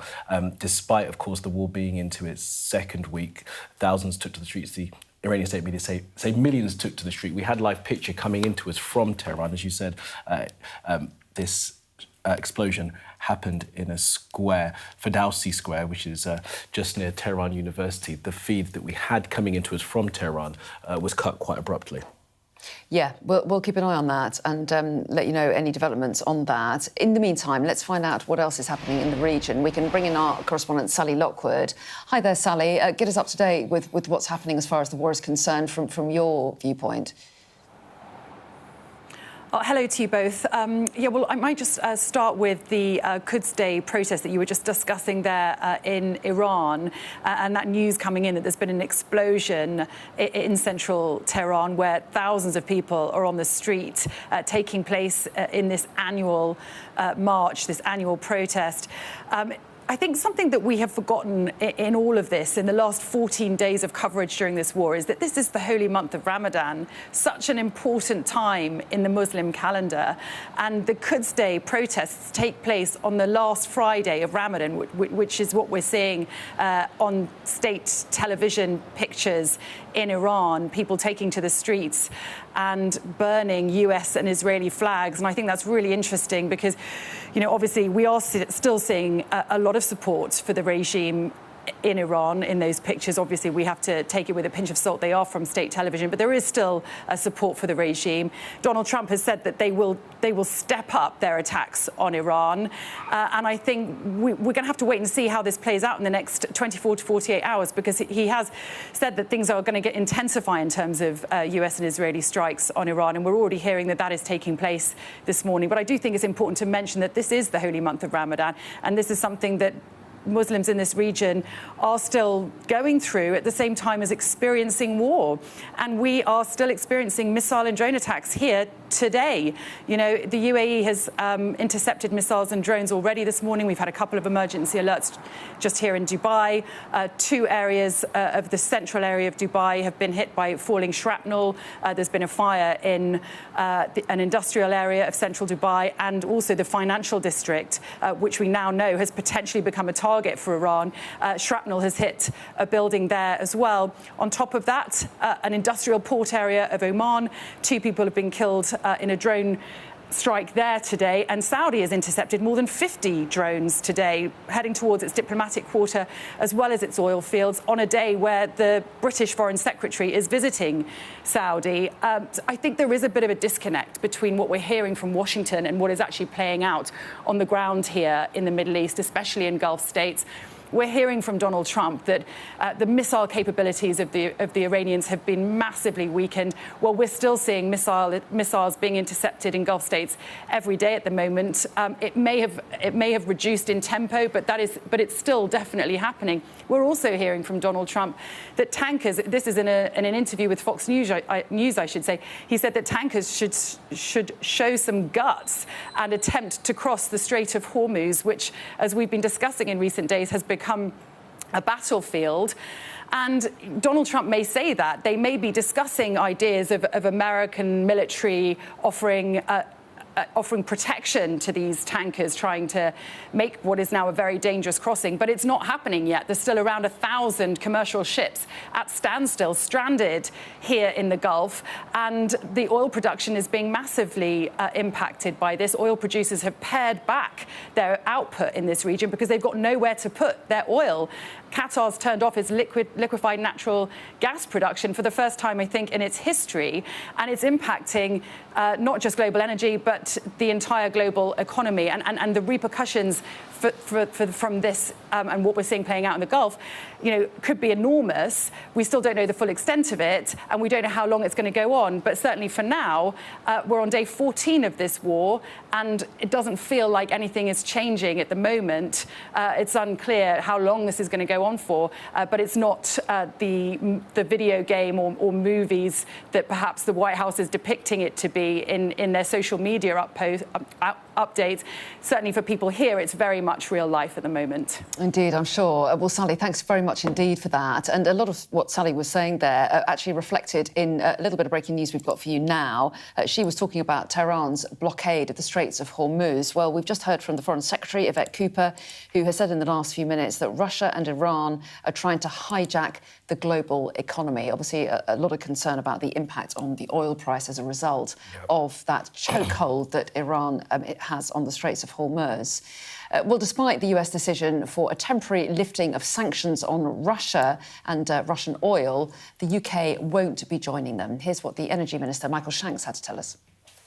I'm not going to be drawn on what the US government does. That's their decision. I've been really clear the UK government will not be lifting its sanctions here. We see them as a really important part of our measures and working collectively across Europe to make sure that we are putting pressure on Putin at this time. That's not going to change. But of course, we're also working internationally with the US on what more we can do around the oil supply. That's why there was the coordinated action from the IEA on global stocks. That's a really important step. We're working closely with the US and with our allies around the world to try and deal with what the IEA has called one of the most volatile periods in history for oil around the world. We're doing everything we can. Well, let's bring in our political correspondent, Lucy McDade, who's here now. Well, so Lucy. Interesting there that the Britain not following the US's lead on this temporary lifting of oil sanctions. Yeah, absolutely. And very categoric about it as well, actually. The government saying we do not want to aid Russia's war machine. And actually it reflects the thinking, even just a few days ago, sources in the Foreign Office were saying that officials are really keen to make sure that we maintain the focus on the war in Ukraine, around resources, but also rhetoric, making sure that the public knows that our support is still with Ukraine. So that's interesting. Obviously, we've seen it before, haven't we, with this government, a reluctance to criticise Donald Trump. But I think fair to say there that they are definitely not looking to follow suit. As a result of that, it means the government is going to have to look at other ways of protecting people here from the knock-on impact of the surging price of oil. This government says that the cost of living crisis is its main priority, so the pressure is on for them to do something here. And I think we've really heard probably the first indication from the government that we could see some emergency funding for customers, particularly those who use heating oil. Yeah, because heating oil isn't covered by the energy price cap, is it? Which gives some protection, at least for a few months, doesn't it? Yeah, and I think the government is hoping with that you've got the price cap until, I think it's at the end of June, that actually actually, maybe things will start to improve before then. But for customers who use heating oil, you've got a lot of MPs, particularly rural Labour MPs, that are really pushing the government to step in right away on this. Yeah, so they're saying they're taking a look at that. Yeah, Lucy, it's really interesting. Was the word he used. All right, Lucy, appreciate that for now. Thank you so much. Now, before the announcement out of the United States, Russia was already benefiting from a surge in the price of oil. Yeah, here's Paul Kelso to explain how President Vladimir Putin could be the real winner of the conflict in the Middle East. We've been talking a lot about oil tankers in the context of the Iran war and the closure of the Strait of Hormuz. I want to talk about different tankers like this one. This is a Russian tanker. It's the Vostochny Prospect. It says powered by natural gas, but it's carrying Russian crude oil from a Russian Baltic port. Now, we filmed this as it passed Dover on Wednesday. It's part of the Russian Shadow Fleet. It's sanctioned by the UK for helping fund the war in Ukraine, and it illustrates an interesting and for many a troubling consequence of the US-Israeli assault on Iran, and that is Russia maybe winning the oil war. Now, to understand why, we need to look at what happened when Western sanctions were applied to Russian oil following the invasion of Ukraine. Those sanctions cut its potential customers, so it's had to sell its oil, Urals as it's known, at a discount. This chart shows us that discount against Brent crude. That's the global benchmark in blue, Urals is in red. You can see over the last 6 months, while the prices have tracked each other up and down, there's a pretty consistent discount, a gap, $5 to $10 on average. Actually, it widened towards the end of last year and the turn of this, when, among other things, the US put India under pressure to stop buying Russian oil. But since the start of the war, look what happened. As the price spiked of both oils, the gap disappeared completely. In fact, at one point, Urals passed Brent. All of a sudden, Russian oil, which is plentiful and not restrained by the Strait of Hormuz, is in demand, and that is good for Kremlin revenues, which ultimately fund the war. Now, this shows us the value of Russian daily average crude exports going back to the start of its war on Ukraine. And as sanctions have tightened, it's taken a while, but those revenues have declined, down 18% in 2025. That's despite the volume of oil they're selling remaining pretty constant. But again, let's look at the last couple of weeks. That revenue has risen 17% as the price has soared. Now, we can look at this another way. Last month, we went into the channel to intercept some of those shadow fleet tankers. One of them was the Kusai, which we caught up with off Dover. It's 250 metres long with a capacity of 750,000 barrels of crude, which means we can have a go at calculating its changing value during the course of its voyage. Now, we should say we don't know if a price was agreed for this oil or the end customer, but it is illustrative. So when the Kusai loaded at Ust-Luga in the Baltic on February the 2nd, the Urals price was $53 a barrel, making the cargo worth around $40 million. Now, we tracked it from there to Dover by the time we caught up with it on February the 10th, so 8 days later. There'd been a small increase in the Urals price to $56 a barrel. That took the cargo to $42 million. Now the Kusai headed off on the longest part of its journey, heading for the Bay of Bengal. And by the time it passes Sri Lanka on March the 9th, the war has begun. Urals has peaked at more than $100 a barrel, and that cargo could be valued at $75 million. Now, it's made its way on from there in the last few days towards Paradeep, its listed end destination. Prices have settled slightly. As of Thursday morning, Urals is around $87 a barrel, and that cargo might be worth $65 million. Now, the Kusai's destination in India also tells us something about who's buying this oil. India and China, largely. The red area is China, the brown, India. They've always been Russia's biggest customer, but India particularly has been under pressure. You can see this squeeze as the US demanded it stop buying the oil, until it issued a waiver that gives it a month exemption from sanctions, and that is a boost to New Delhi, which gets the oil, and Moscow, which gets the revenue. China, meanwhile, is using Russia to fill the hole left by Gulf exports. The Middle East accounts for around half of Chinese oil imports, and of course Iran, which was competing with Russia, along with Venezuela in the sanctioned oil market, both much less able to meet demand. Now, it's too early to calculate the long-term benefit to the Kremlin of this oil windfall. We can see the shadow fleet is still moving Russian oil, and having been under huge economic pressure, Vladimir Putin now finds himself able to profit from a crisis of America's making. Well, Paul is here for a bit more on this morning to you, Paul. So, like you say, maybe too early to calculate. I mean, some people are saying they've made $6 billion or so since the war started, over $100 billion a day at the moment. Yeah, there's certainly been a near 20% increase in those revenues. The FT's put a figure on it today, looking at about $150 million a day. It's undoubtedly a windfall for the Kremlin. It solves a problem, a big problem Russia had, which is that there's been demand from Vladimir Zelensky from Ukraine from the beginning of the war to use sanctions as an economic weapon. And the world has been quite slow. There was a price cap imposed by the EU. Initially, sanctions have tightened. It was actually the action taken by the Americans at the end of last year, particularly to put the squeeze on India as a customer that had started to really bite. And to relieve that pressure at a stroke, saying they'd already said India could buy oil for Russian oil for 30 days to relieve this more widely.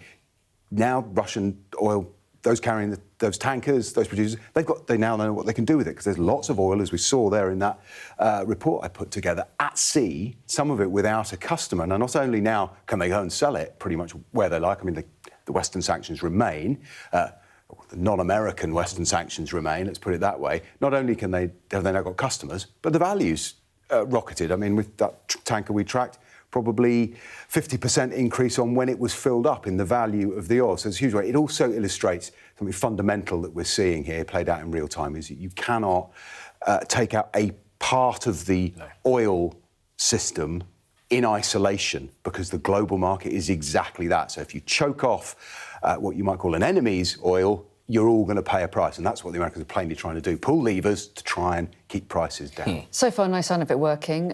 Brent crude hasn't really shifted in price, has it, since that announcement? Around $100 a barrel. Yeah, it's currently 101, it says here on this screen.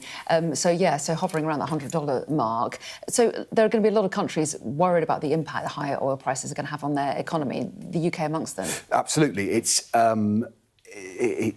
probably it is, for now, the biggest impact because of the UK's position militarily. Clearly there is some engagement, but the biggest political impact is economic. We've had the GDP figures actually this morning, which give us a rear view mirror look at where the economy was at. The numbers for January. This chart shows you the figure we like to focus on because it's perhaps a bit more illustrative trends. This is 3-month rolling averages. So each month there you see is for the GDP for the previous 3 months. So the red bar right of screen is for January, and the 3 months growth of 0.2%, which was ahead of expectations for 3 months.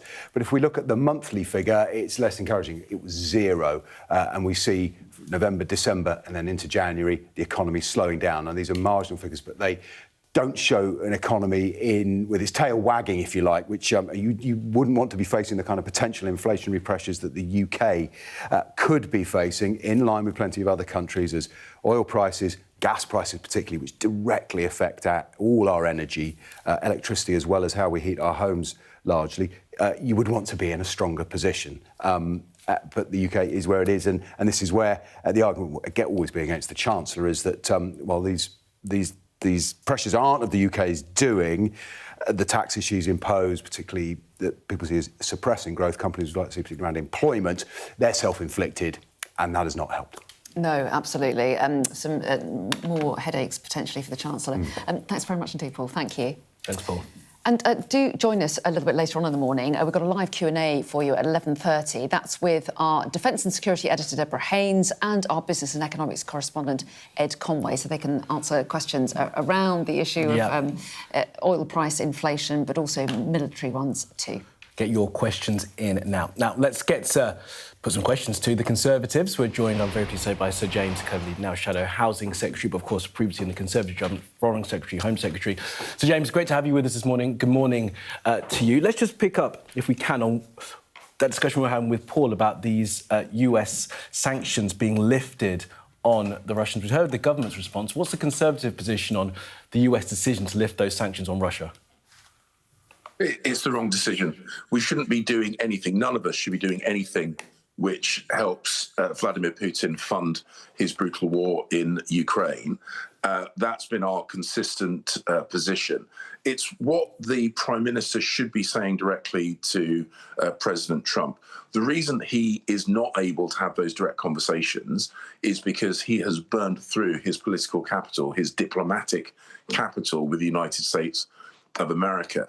And that's partially because of the unwillingness or the failure to allow the US to use British military bases when they initiated the strikes on Iran, but also, I think, as a repercussion of the catastrophic appointment of Peter Mandelson to be our ambassador to the United States of America. This is a self-inflicted wound, and it's hampered the British ability to influence the United States of America. I mean, you can't be certain he hasn't had those conversations, can you, Sir James? We heard that there was quite a frank exchange between the two men on the phone over the weekend. You can't know for definite he hasn't told the president this is the wrong move. Well, we certainly haven't had the readout, so he hasn't told us that he said that to the President of the United States of America, and therefore I think it's fair to assume that he has not said that. And the truth is that, and we've literally just heard that in your previous report, the government's decisions, both in terms of economic policy, diplomatic policy, defence policy, have meant that we are less able to deal with this global impact on fuel. Now, I am completely willing to concede that this spike in prices is not something that could be avoided domestically, but we're in a worse position when it comes to dealing with that price spike because of the economic, diplomatic and defence decisions that this government has made. I'm sure if someone from the government was sitting here, they might look back to your record in government. But we're not going to do that now, because I want to move on to some other points this morning, if you don't mind. I think they might suggest. All right, look, let's just be clear on the Conservative position at the moment. Do you think that the UK should be involved in hitting Iranian targets? Well, we are. We've got to recognise that the best way of preventing those incoming missiles is preventing them from being launched. That is a defensive posture. And we're now in this perverse situation where we are asking other countries to strike those launch sites in order to protect British people, British military equipment and British interests. I think that is an inconsistent position. We've been ponderous on this. We've been behind the curve each occasion, as I say, and that has caused real friction, not just with the United States of America, but with a number of other countries in the region who expected the Brits to do more to help defend our interests in their countries, and we've failed to do that. Just for clarity, Sir James, you're saying that we should be hitting Iranian targets now? Well, we should be contributing to our own self-defence, whether that is come on, sorry, across... Sir James, I'll give you a couple of opportunities to say. Just be clear. Do you think that the UK armed forces should be involved in hitting targets like the Americans and Israelis are doing right now?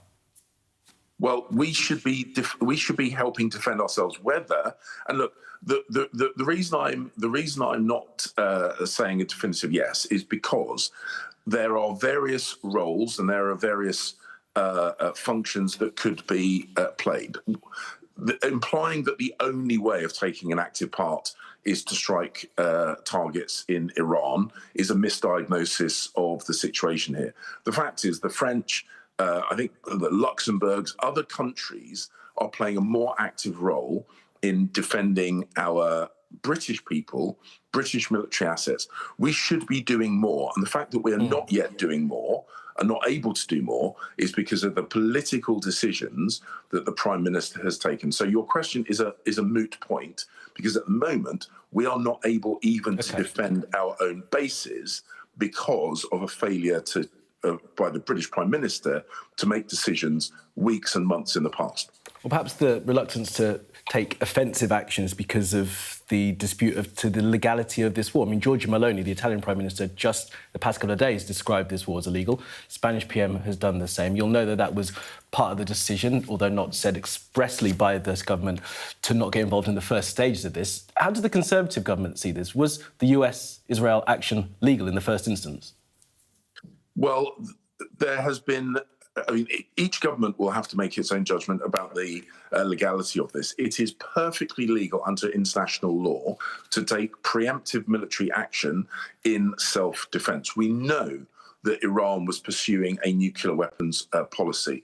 Our shadow Attorney General has put out advice which it's not legally binding advice, it's not government advice, but it makes a strong case for how preemptive action could well have been legal in international law. Obviously, as you say, Italy and Spain take one view. Australia, Canada, United States of America, and other allies take a different view. It's not about having a definitive view. It's about having a defendable position. We know that Iran has been pursuing nuclear weapons aspirations for years. We know Iran has been funding terrorism in the Middle East. We know that Iran has supported the Houthis when the Houthis were attacking British shipping in the Red Sea. We know these to be true, and it is perfectly legal in international law to take preemptive military action in self-defense. OK. Just onto another topic related but slightly different, and it's from one of your other jobs, Sir James Cleverly, from before. It's about migration. Iranians made up 11% of small boat migrants last year. It's about 4,500 that arrived in the UK via small boats. With their country at war, should Iranians start getting legal routes to get asylum like Ukrainians have? Well, it is a very, very different situation with regard to Iran and to Ukraine. There are much more complications with regard to security vetting and that kind of stuff. We need to support Iranians who are, trying to live in a fully functioning democracy, who are trying to defend themselves against oppression. We always look on a case-by-case basis, and that is absolutely right. But the situation in Iran with regard to these strikes is a fundamentally different situation to the land invasion that Ukraine has seen. So Russia's invasion of Ukraine was an attempt to invade and occupy a country. The US-Israel military action in Iran is of a completely different nature, focused on political and military targets. So equating the two isn't appropriate. And ultimately, we always, and this was true when I was Foreign Secretary, when I was Home Secretary, we always need to prioritise our national security with regard to our migration and asylum policy. And frankly, that situation is different with regard to Iranian nationals than it was with regard to Ukrainian nationals. Right. So, James Cleverly, I'm sure we could probably litigate that a little bit longer, but we've run out of time for this morning. But I appreciate you making time to speak to us today. All the best to you and your family, Sir James. Thanks very much for being with us. Thank you. And just a note on those Iranians who've come here by small boat. 58% of Iranians who arrive by small boat end up getting asylum. I do wonder how that number will be affected as this war goes on. Absolutely. One to watch. Stay with us. We're going to carry on talking about Iran, but we're going to be looking at how events regarding the regime leadership shape Iran for decades to come. We're going to be looking at that.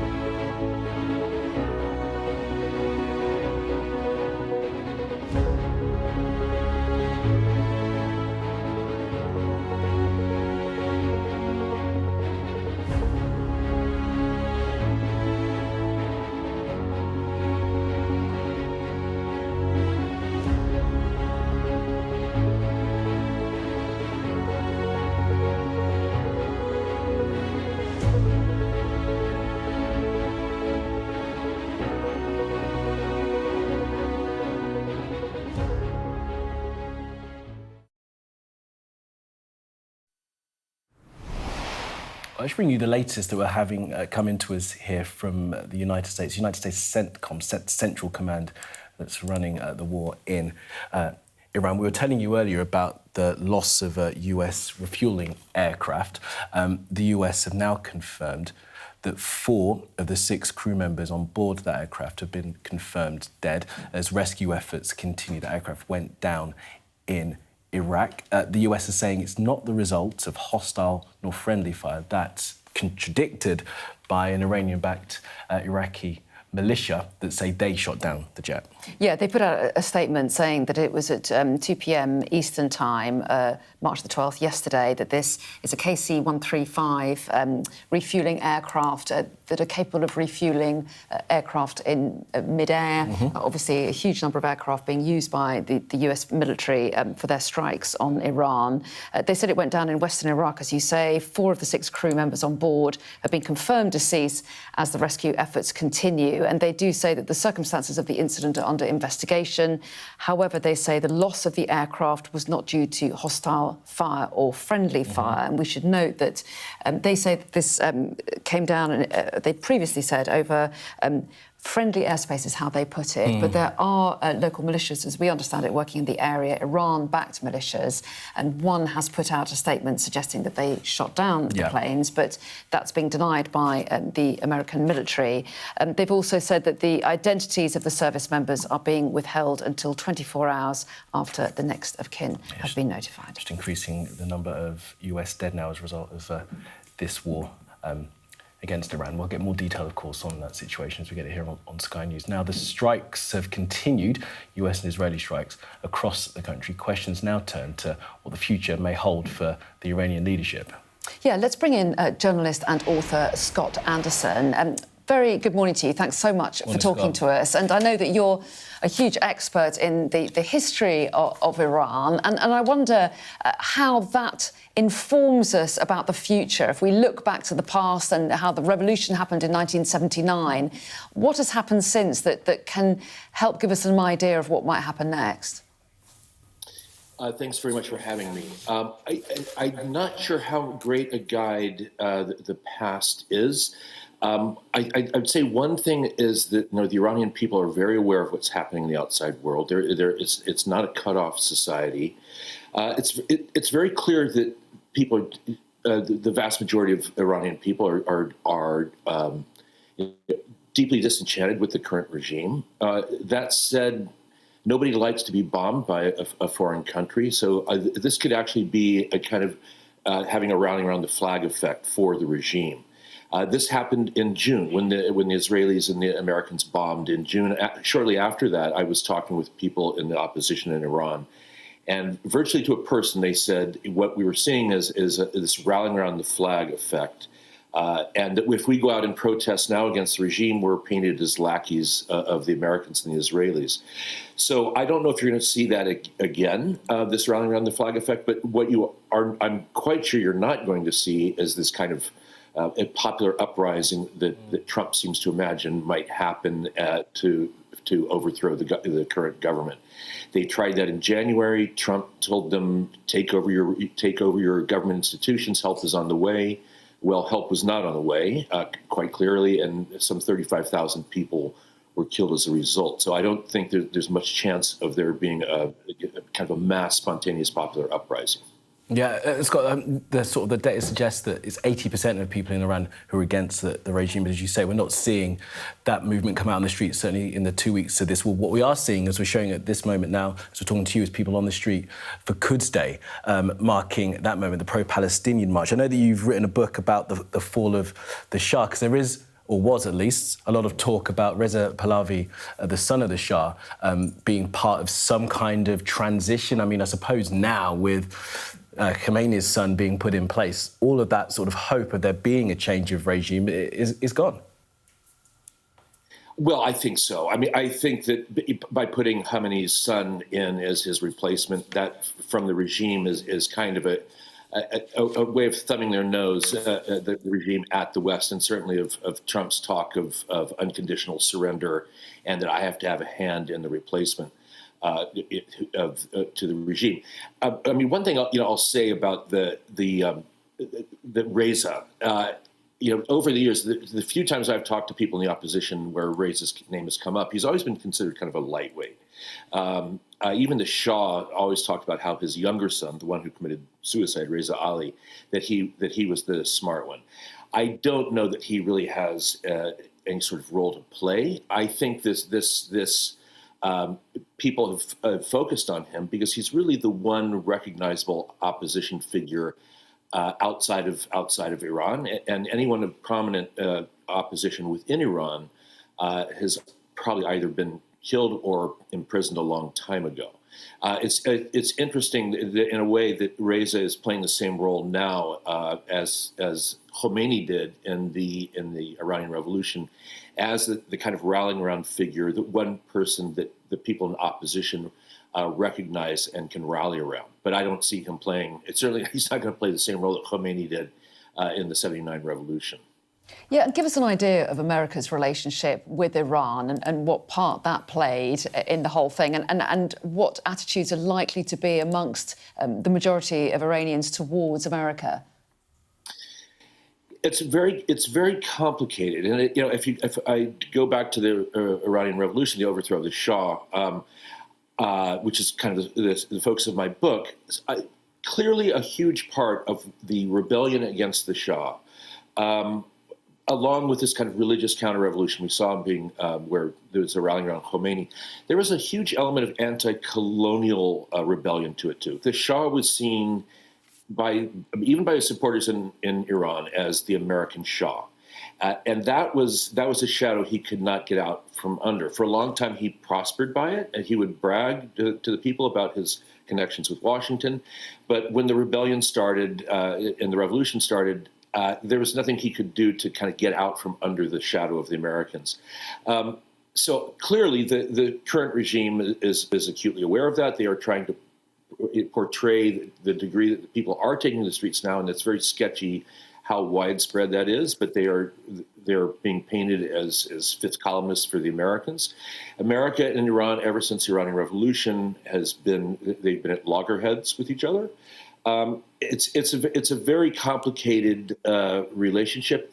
That said, and with all the talk of death to America, I've never heard of an American being in Iran who has experienced that on a personal level. On a personal level, what I always hear is that the Iranian people like America. Of course, they don't like America when it's bombing their country into rubble. Well, Scott Anderson, really fascinating to talk to you. Thanks so much for your time this morning. We really appreciate it. Thank you. Thank you. Thanks for having me. Now, young people are said to be in crisis. According to the Office for National Statistics, more than 950,000 people in the UK between the ages of 16 and 24 are not in employment, education or training. Yeah, self-doubt could be holding them back, but the struggle to find the right path can also make self-doubt worse. So let's bring in behavioural researcher Dr. Sade Zurai. Her book, Big Trust, tackles how to overcome this. So welcome to you. Thanks so much. Thank you for having me. I mean, this is so interesting, isn't it, this issue of self-doubt? I mean, I think all of us have it. I imagine that everyone has it, some people more than others. Do you think that it is a worse problem amongst young people than previous generations? Absolutely. Absolutely. And it's because we're experiencing an unprecedented level of uncertainty right now. I mean, I feel like I say that every single year, but right now, with the increase of AI taking over roles and shaping industries, with the increasing cost of living, fewer jobs at the entry level, as a young person, it's extremely difficult to navigate. And then, of course, you've got comparison culture, where they're constantly on social media, comparing themselves against the world at large and feeling like they're constantly behind. And so what we find is the real antidote right now is not more confidence, it's actually more self-trust.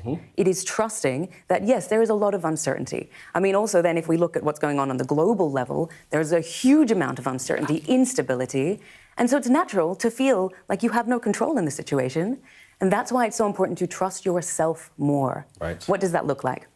So when I look at over 100 years of research, when I look at my own studies from my PhD, we found that trusting yourself comes down to 4 things.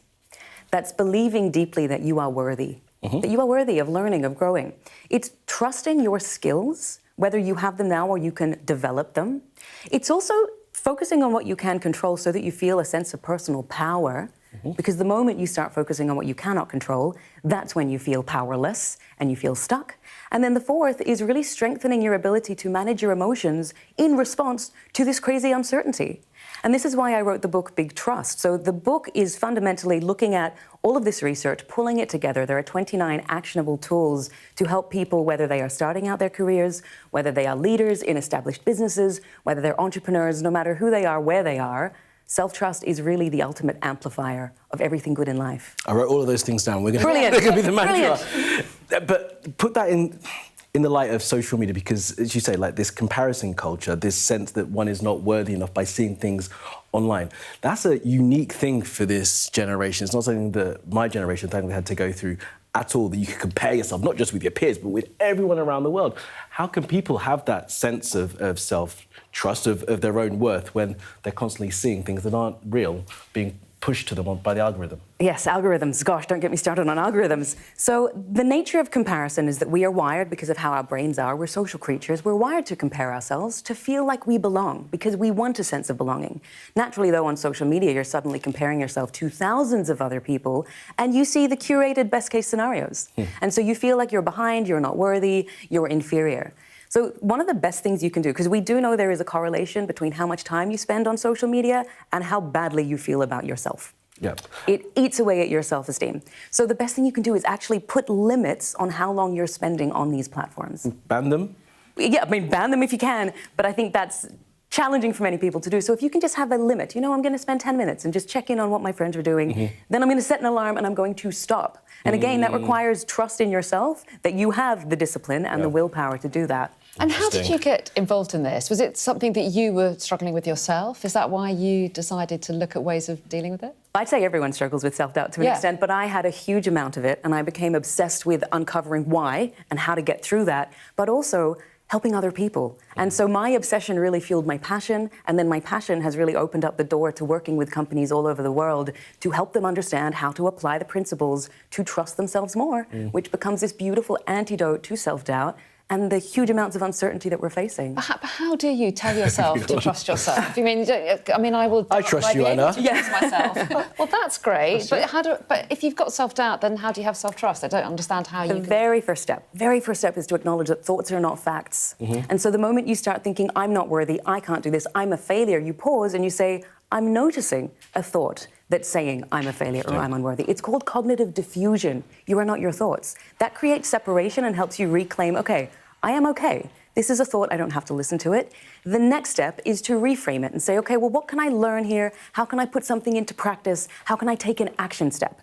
The brain needs evidence to create confidence. If you can take small actions, even when you feel uncertain, even when you feel like you're not enough, that's where you update how you see yourself, and then you become the type of person who trusts yourself. And again, in the book, I go into so much more detail. I've just given you the very top line here. There's a free bit of CBT there. It is. It's completely based on proven principles. So look, but what about having a little bit of self-doubt? You don't want to, I mean, overconfidence can be a problem, right? You want to be humble, you want to have humility, you want to make sure that you question things. That's important. What's the balance? It's all about whether it leads you to hold yourself back, hesitate, and not take the step. If you can separate from the self-doubt and see it as data, what is this thought telling me? What can I learn from it? And how can I put that lesson into practice so that I am being better next time and growing and evolving? That's when it becomes a tool for growth. And what we know is when you can change your relationship with self-doubt to see it as a tool for growth, it does remarkable things for you. It allows you to propel forward, to achieve more, to reach your goals. When you internalize it and make it mean something about you and say, OK, I am the failure, I am not worthy, that's when it's destructive. So interesting, Shada. You've given us great kind of positivity. Yeah. I'm glad to hear it. Thanks for having me. Thanks very much indeed. Really interesting. Thank you so much. I tell you, some football teams could do with a bit more self-trust. What a segue. JB's joined us, I know, especially my boys. Myself, you know, there'll be a lot of self-doubt in Premier League teams who've competed in Europe this week, thinking, we're great. Oh, no, we're not as good as we thought we were. It was a real mixed night again in the Europa League last night for the European teams. And, you know, good night for Villa, not such a good night for Forest, who, I mean, will be really sitting down this morning going, how did we not score a goal when we had so many shots on target? I mean, talk about self-doubt. in those moments. That was obviously definitely there. But it was a good night for Aston Villa. Let's have a quick look at the action from last night from the Europa League. It was last 16. Ollie Watkins ending his 8-match goal drought in the 61st minute to give Unai Emery his 100th victory as Villa boss. Emery is really the king of this competition, having won it 4 times. Will really be thinking we've got a chance again. Nottingham Forest, awful weather last night. Driving rain and wind, but they were beaten at home in the last 10 minutes by Midtjylland of Denmark. South Korea international Cho Wei-sung with the winner. And we should mention as well, Crystal Palace were at home. It was really, really windy and awful conditions at Selhurst Park. They were held 0-0 by Larnaca last night, which could come back to bite them when they go away next week. But last night, tennis, while most people were sleeping, Jack Draper, who is Britain's number one. Well, actually, he isn't this morning now, but, you know, he was British number one. Playing in Indian Wells, defending his title in Indian Wells, coming back from 8 months out with injury, having beaten Novak Djokovic yesterday in a real thrilling encounter, was playing Daniel Medvedev. And who knew that a shrug of the shoulders would be so costly. It was out, wasn't it? Barely. It was out as well. It was barely a shrug. He thought the ball was out. Oh. Let's be clear, he was comprehensively losing this match. However, in the second set, at that point, it was 5-all. He was love 15 down. Medvedev went, that's hindrance. And once he says that, then they've got to look at it. So the chair umpire looks at it and says, well, you did do a shrug, which is not what you normally do, and point deduct it. And then he goes on to lose the serve and to lose the match. But when they came together at the end, I think Medvedev felt quite bad about it because he said, you know, I'm not feeling great about this. There's a lot of grunting or screeching, or do people shout hindrance then? Is that a similar distraction? In theory, they could, but it's things like, you know, if someone thinks the ball's out and then they shout out, but, you know, it's not an official call. And also, he sort of did this. And as he pointed out, I didn't do this. It wasn't waving his hands and we did play a few shots after. You know, I did that. But the ball was called out, right? Because it wasn't called out. It was, and a lot of the players have been sort of saying, well, some of these line calls are being missed because it's done electronically, and so it was one of those situations. But I think really unlucky. That said, he played really well throughout the tournament. Yep. Great, you know, great thoughts for the rest of the season for him. And Cam Norrie, who also got to this stage, is now the British number one. He lost to Alcaraz last night, but it was quite a good battle. They have good battles, but he still lost. So all the Brits are out of Indian Wells. Yeah. But that was the big talking point. I wanted to go from that to that. To talk about the Macarena wing in Formula One, but it's really that. Yeah, it is. But we can't because Ferrari have decided not to use it this weekend and have taken it off. You're going to have to explain. They've got a new wing which flips 180. They're calling it the Macarena. Is it only Ferrari that have this wing, or is it others? Yeah, it's only Ferrari. It's only Ferrari, and it's not breaking the rules in any way, shape or form. Amazing. And it's for, you know, long straights, and it was thought they might use it this weekend because there were very long straights in Shanghai on this circuit.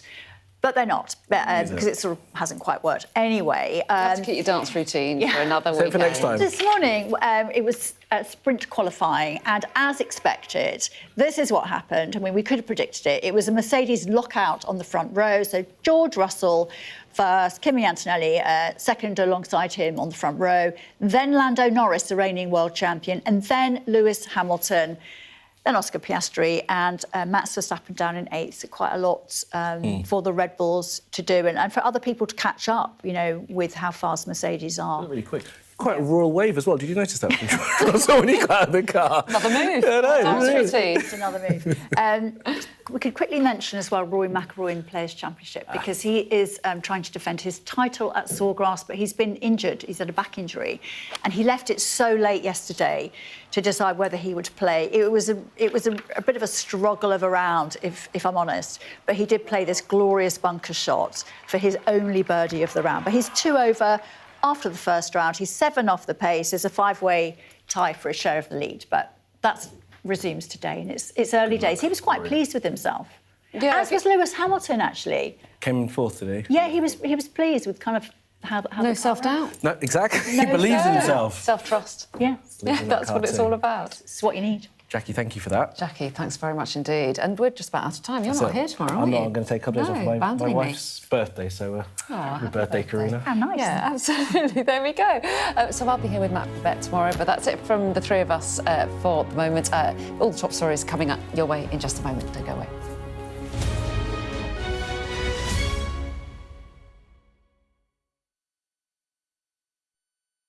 What's the best thing about being a Sky News journalist? Who's funnier? Being a Sky News journalist. A special edition of The World with me, Yalda Hakim. Pakistan has the right to respond. You're like, what? A historic day here today. Congratulations, this is a huge moment. But what happens now?